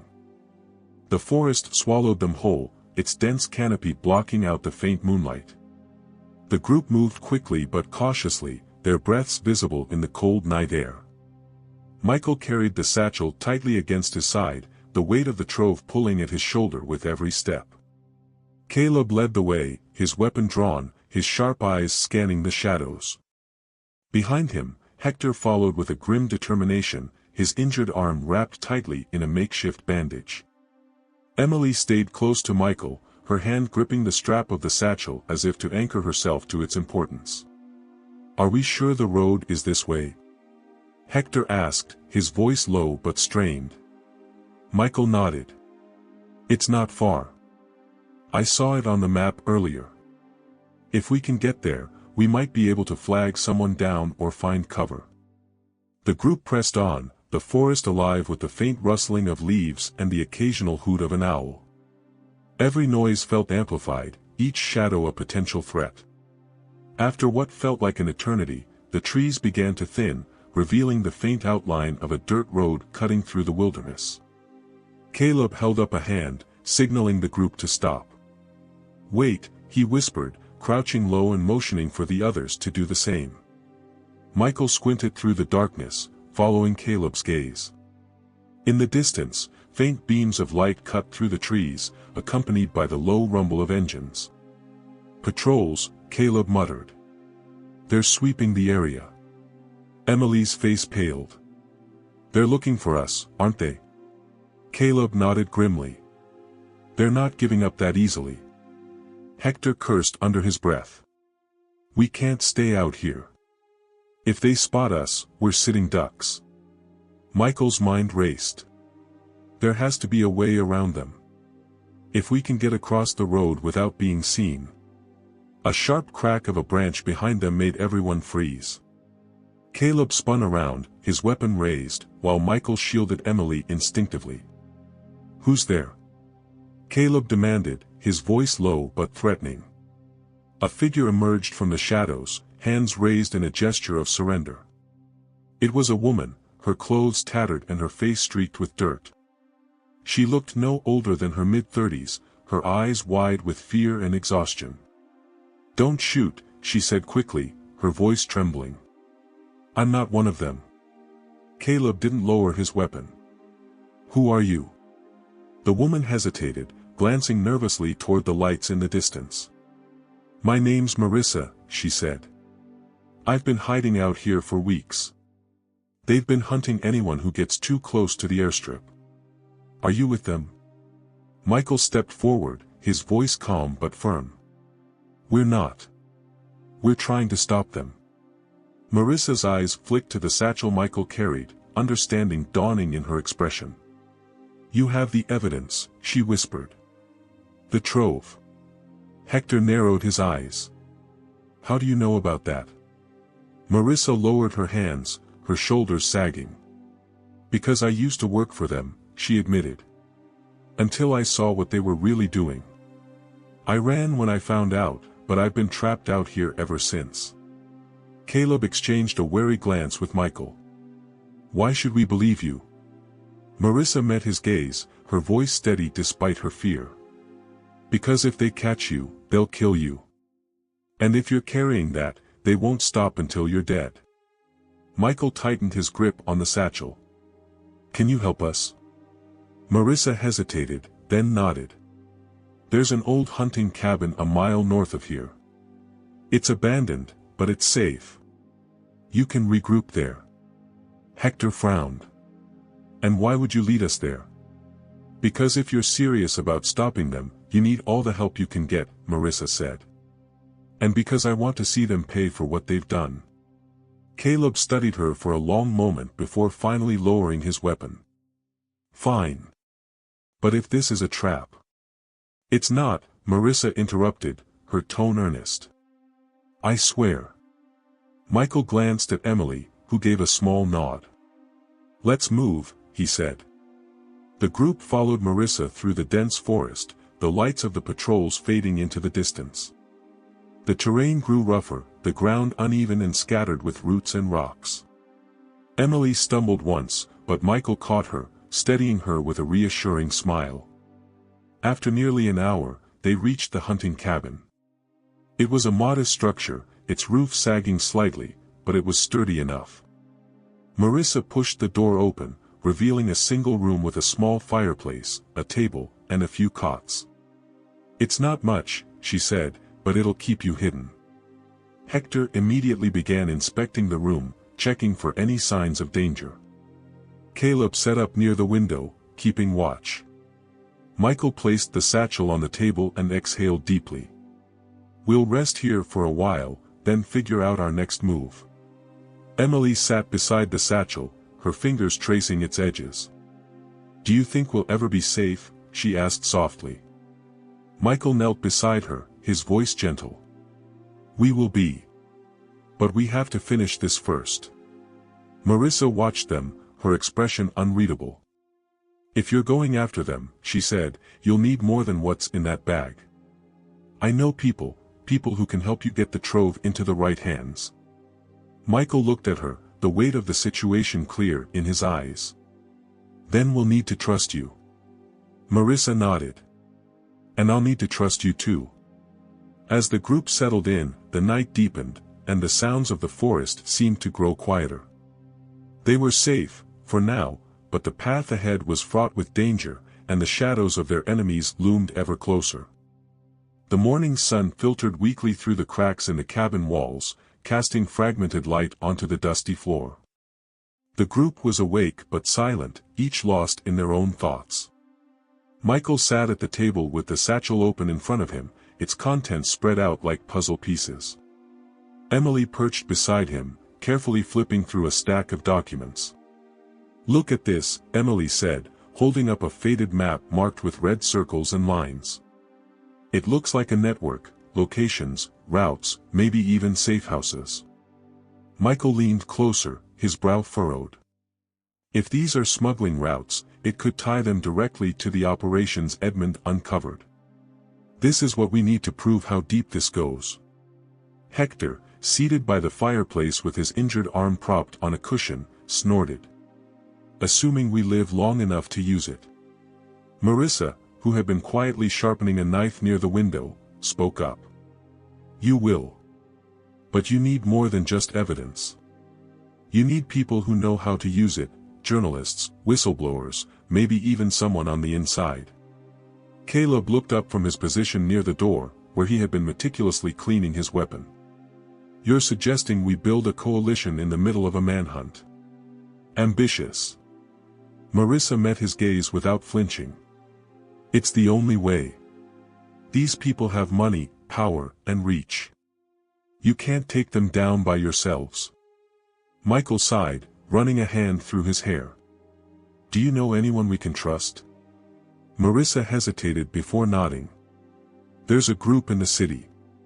Activists, hackers, former journalists, people who've been trying to expose corruption like this for years. They operate out of a safe house downtown.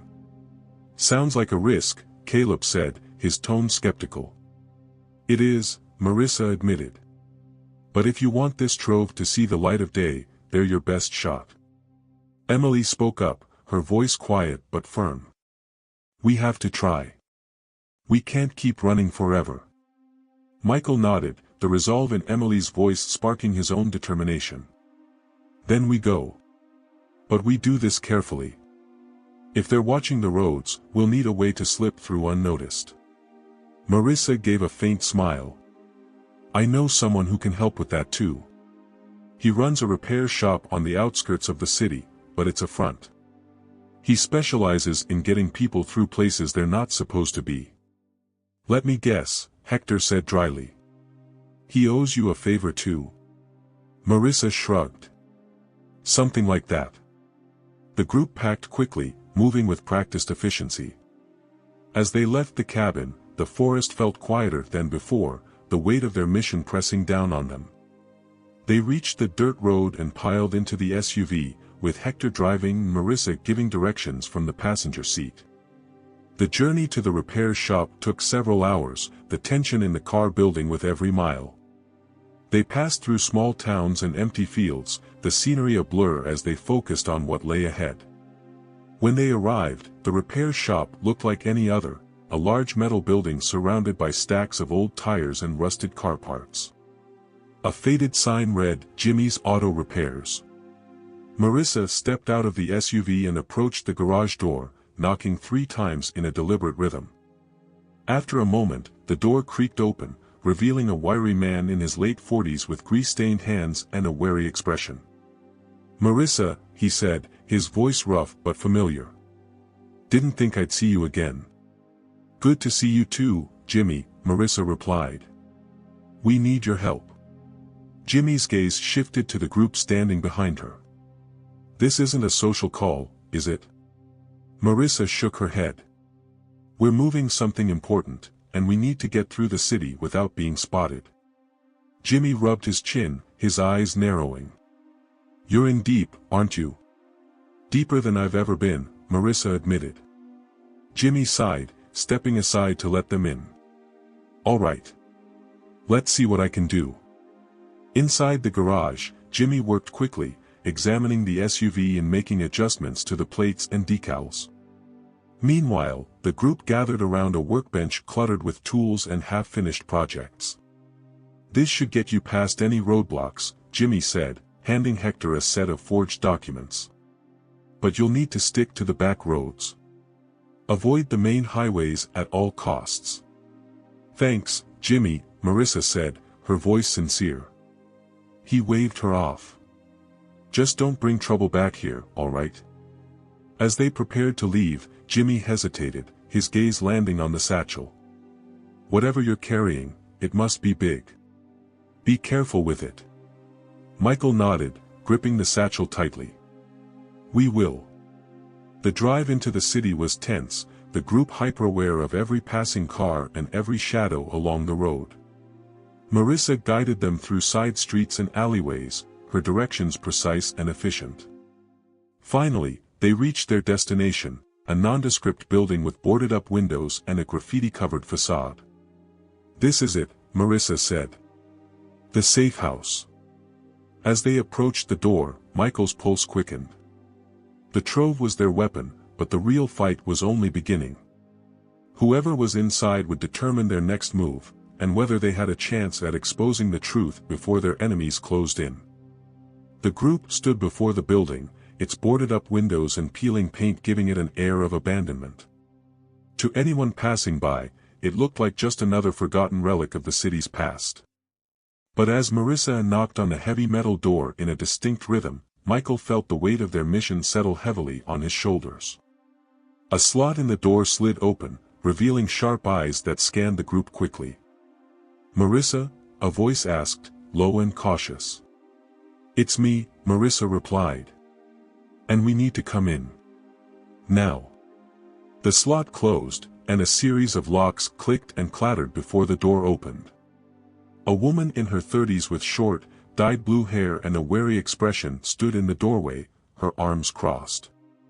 "You don't usually bring guests," she said, her tone sharp. "Desperate times," Marissa replied, stepping inside. "This is important, Iris. They have the trove." At the mention of the trove, Iris's expression shifted from suspicion to shock. "You're serious?" "Dead serious," Marissa said, motioning for the others to follow. The group stepped into a dimly lit space that looked more like a command center than a hideout. Computers lined one wall, their screens displaying maps, encrypted messages, and surveillance feeds. A few people worked quietly, their heads snapping up to observe the newcomers before returning to their tasks. "Who are they?" Iris asked, her gaze sweeping over Michael, Caleb, Hector, and Emily. "People trying to stop this nightmare," Marissa said. "Michael here is tied to the Winslow family. They found the trove at his family's mansion." Michael stepped forward, his voice steady despite the tension in the air. "We have documents, photographs, maps, everything Edmund Winslow left behind. But we need help. The people who want this silenced aren't going to stop until we're dead." Iris studied him for a long moment before nodding. "All right. Let's see what you've got." The group gathered around a large table in the center of the room, where Michael carefully unpacked the satchel. The documents were spread out, their age and fragility evident in the faded ink and brittle edges. Iris and a few others examined the materials with growing intensity.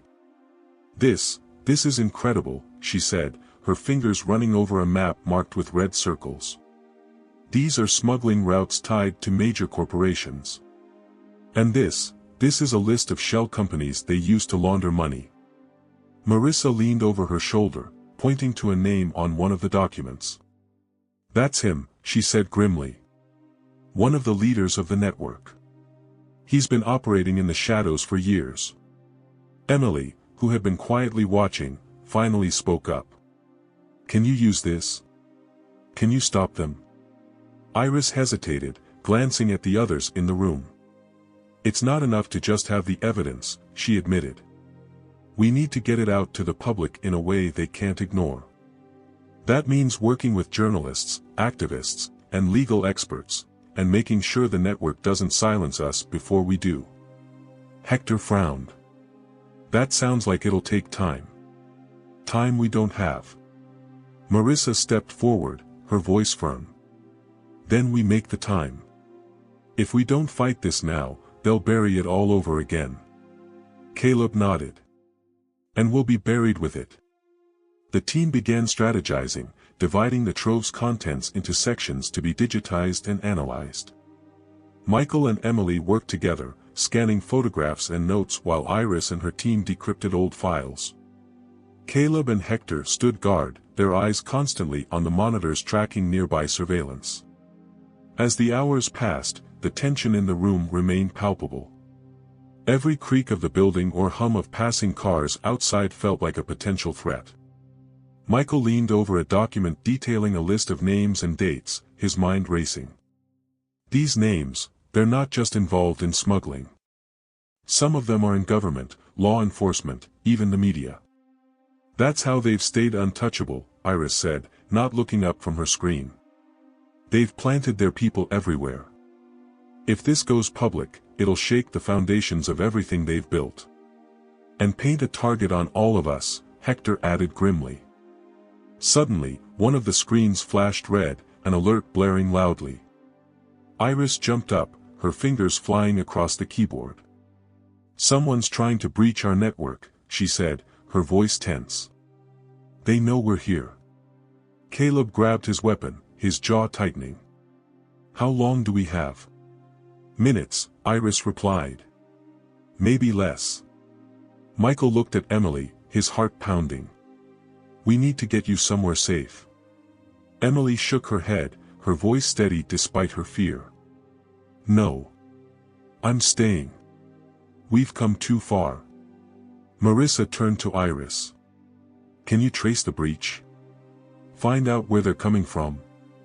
"I'm trying," Iris said, her hands moving quickly. "But they're good. Really good."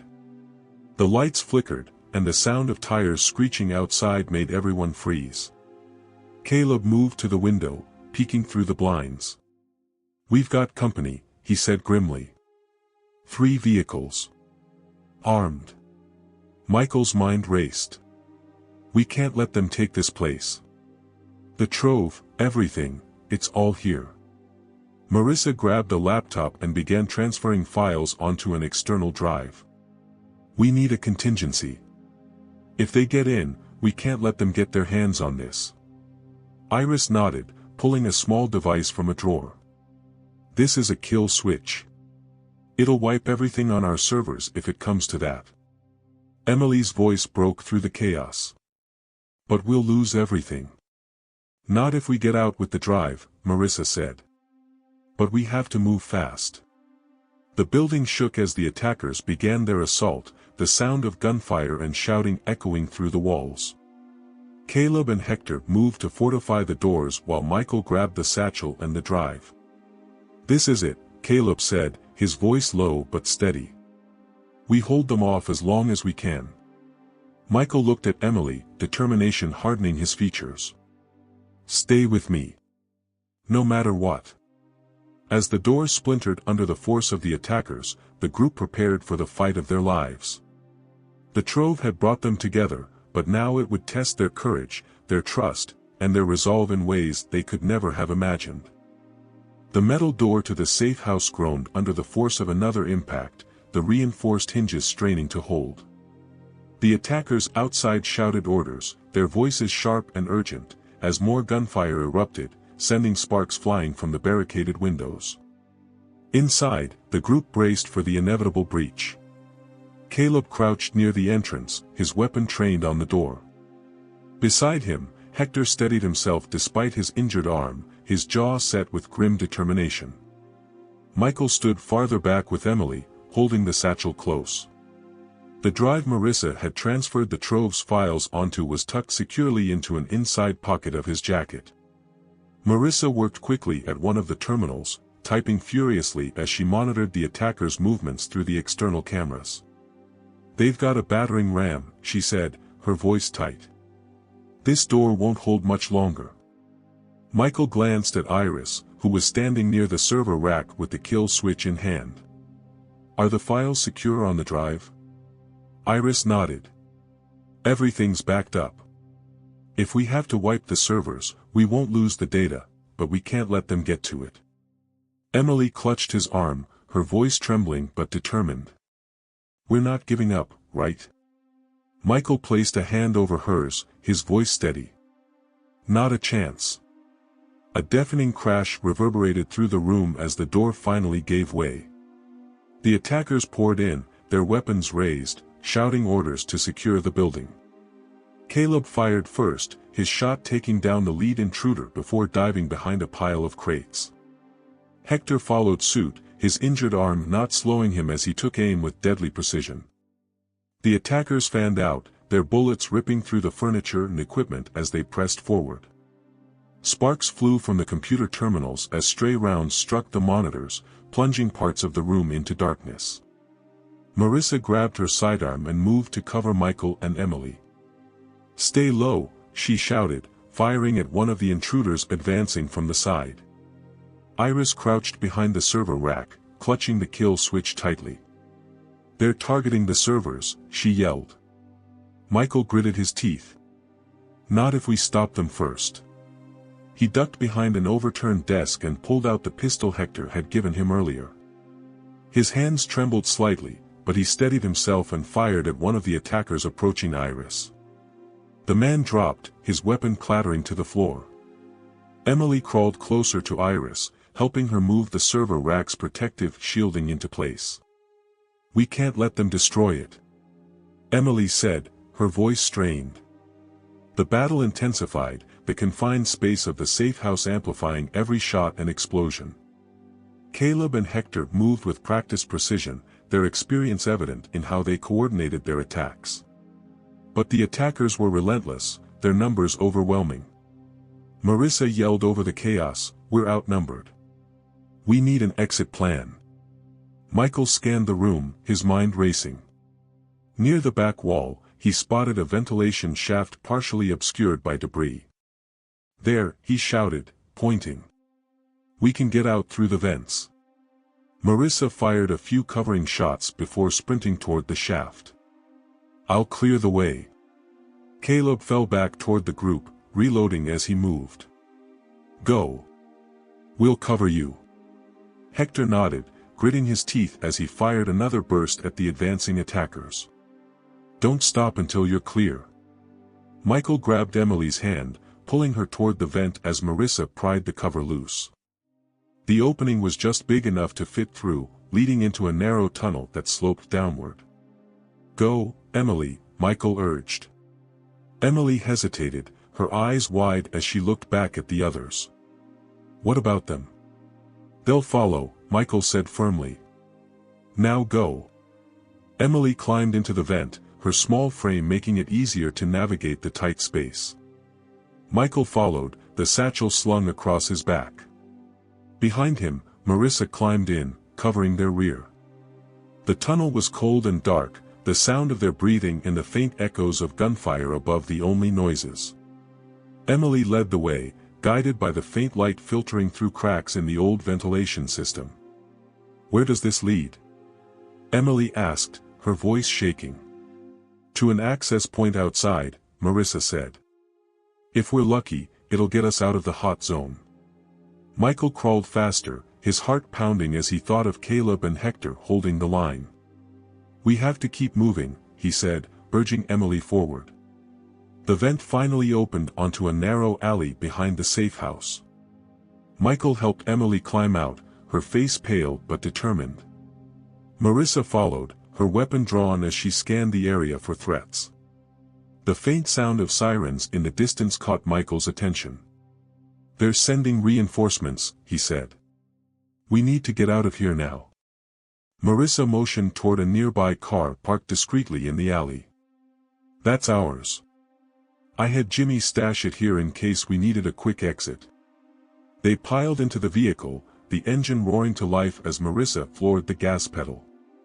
The car sped through the narrow streets, weaving through the city as they put distance between themselves and the compromised safe house. Michael looked back, his chest tightening.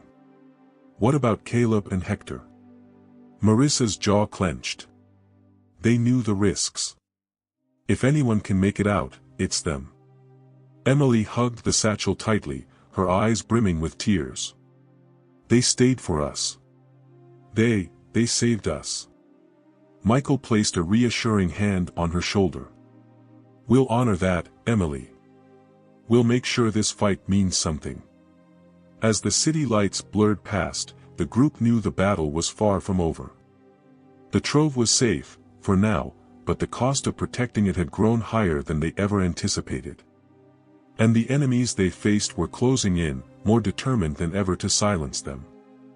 The car sped through the city's outskirts, the glow of dawn beginning to streak the horizon. The weight of the trove sat heavily on Michael's lap, its presence a constant reminder of the stakes they faced. Emily sat beside him, her grip tight on the stuffed rabbit she hadn't let go of since they left the mansion. In the driver's seat, Marissa was focused, her eyes darting between the road and the rearview mirror. We're not out of the woods yet, Marissa said. If they're tracking us, they'll have eyes on every main road and checkpoint.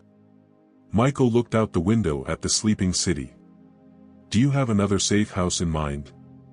Marissa shook her head. No. We can't keep hiding. The only way this ends is if we go on the offensive.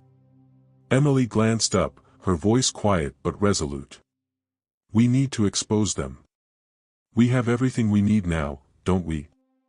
Michael nodded, his jaw tightening. We do. But we can't just drop this on social media and hope it sticks. We need people who can amplify it, trusted journalists, whistleblowers, anyone with enough reach to make sure the story can't be buried. Marissa smirked faintly. Good thing we're heading towards someone who fits the bill. Michael turned to her, surprise flickering across his face. Who? A reporter named Marcus Finch, Marissa replied. He's been hunting stories about corruption for years. He's got connections, resources, and enough of a reputation that people will listen when he talks. And he's not in anyone's pocket? Michael asked skeptically. Marissa's expression darkened. If he was, he wouldn't still be alive. Finch is relentless, and he's burned enough bridges to make him an outsider to the establishment. He's perfect for this. Emily sat up straighter, her eyes searching Marissa's face. Can we trust him? Marissa hesitated, then nodded. As much as we can trust anyone right now. If he sees what we have, he'll know how to use it. The group arrived at a small house tucked away in a quiet neighborhood. The sun was just beginning to rise, casting long shadows across the street. Marissa parked the car a block away, her gaze scanning the area for anything suspicious. Stay here, she said, her tone firm. I'll make sure it's safe. Michael started to protest, but Marissa raised a hand. I know Finch. If he sees all of us at once, he'll think it's a setup. Let me handle the introduction. Reluctantly, Michael nodded, staying with Emily in the car as Marissa approached the house. She knocked once, then twice in a familiar rhythm. The door opened slightly, and a man's face appeared in the gap. After a brief exchange, the door opened wider, and Marissa disappeared inside. Minutes later, Marissa returned, motioning for Michael and Emily to follow. Inside, the house was dimly lit, the air thick with the smell of coffee and cigarette smoke. The walls were lined with bookshelves, each one crammed with files, newspapers, and photographs. Marcus Finch stood in the center of the room, a wiry man with graying hair and piercing eyes. He looked at Michael and Emily with a mixture of curiosity and suspicion. So, Finch said, his voice raspy. You're the ones Marissa dragged in here. Let's see what you've got. Michael placed the satchel on the table and began unpacking its contents. Finch leaned over the documents, his eyes narrowing as he scanned the pages. This is damning, Finch said after a long silence. Smuggling, money laundering, political payoffs. This ledger alone could bring half the city's power structure down. There's more, Michael said, holding up the external drive. Everything here has been digitized, along with other files we couldn't carry. Names, dates, photos, it's all there. Finch took the drive, his expression unreadable. You realize what you're doing, right? Once this gets out, you won't be able to hide. These people don't just protect their secrets, they eliminate threats. Emily stepped forward, her voice steady. They've been chasing us for weeks. We're already in this, and we're not stopping now. Finch's eyes softened slightly as he looked at her. You've got guts, kid. I'll give you that. Marissa crossed her arms. So, can you help us or not? Finch smirked. Help you? I'll do more than that. This is the kind of story that changes everything. But we need to be smart about it. If we go too early, they'll shut it down before anyone pays attention. Michael frowned. What do you mean? I mean we need leverage, Finch replied. We don't just drop this and hope it sticks. We line up allies, other reporters, activists, people who can take this and run with it. We hit them from every angle, all at once. And how long will that take? Hector asked, his voice tense. Finch shrugged. A few days. Maybe a week. Michael's jaw clenched. We don't have that kind of time. They're already closing in. Finch lit a cigarette, exhaling a plume of smoke. Then you'd better figure out how to keep them off your back, because if you want to win this, patience is your best weapon. The group spent the next several hours laying out a plan. Finch began reaching out to his network, cautiously looping in people he trusted. Meanwhile, Michael, Marissa, and Hector worked to secure the safe house, reinforcing its entrances and setting up surveillance. Emily sat beside Iris, helping her compile the digital files into a secure format. Do you think this will work? Emily asked, her voice tinged with uncertainty. It has to, Iris replied. If we don't get this out, everything we've done will mean nothing. As night fell, the group gathered around the table, their faces illuminated by the soft glow of a single lamp. Finch took a drag from his cigarette and exhaled slowly. Tomorrow, he said. We start sending this out. Once it's live, there's no turning back. Michael glanced at Emily, her determination mirrored in his own expression. Then we're ready. The room fell silent as the weight of what lay ahead settled over them. The fight wasn't over, but for the first time, they had the tools to strike back. As the first stars appeared in the night sky, the group prepared for what would be the most dangerous, and most important, day of their lives.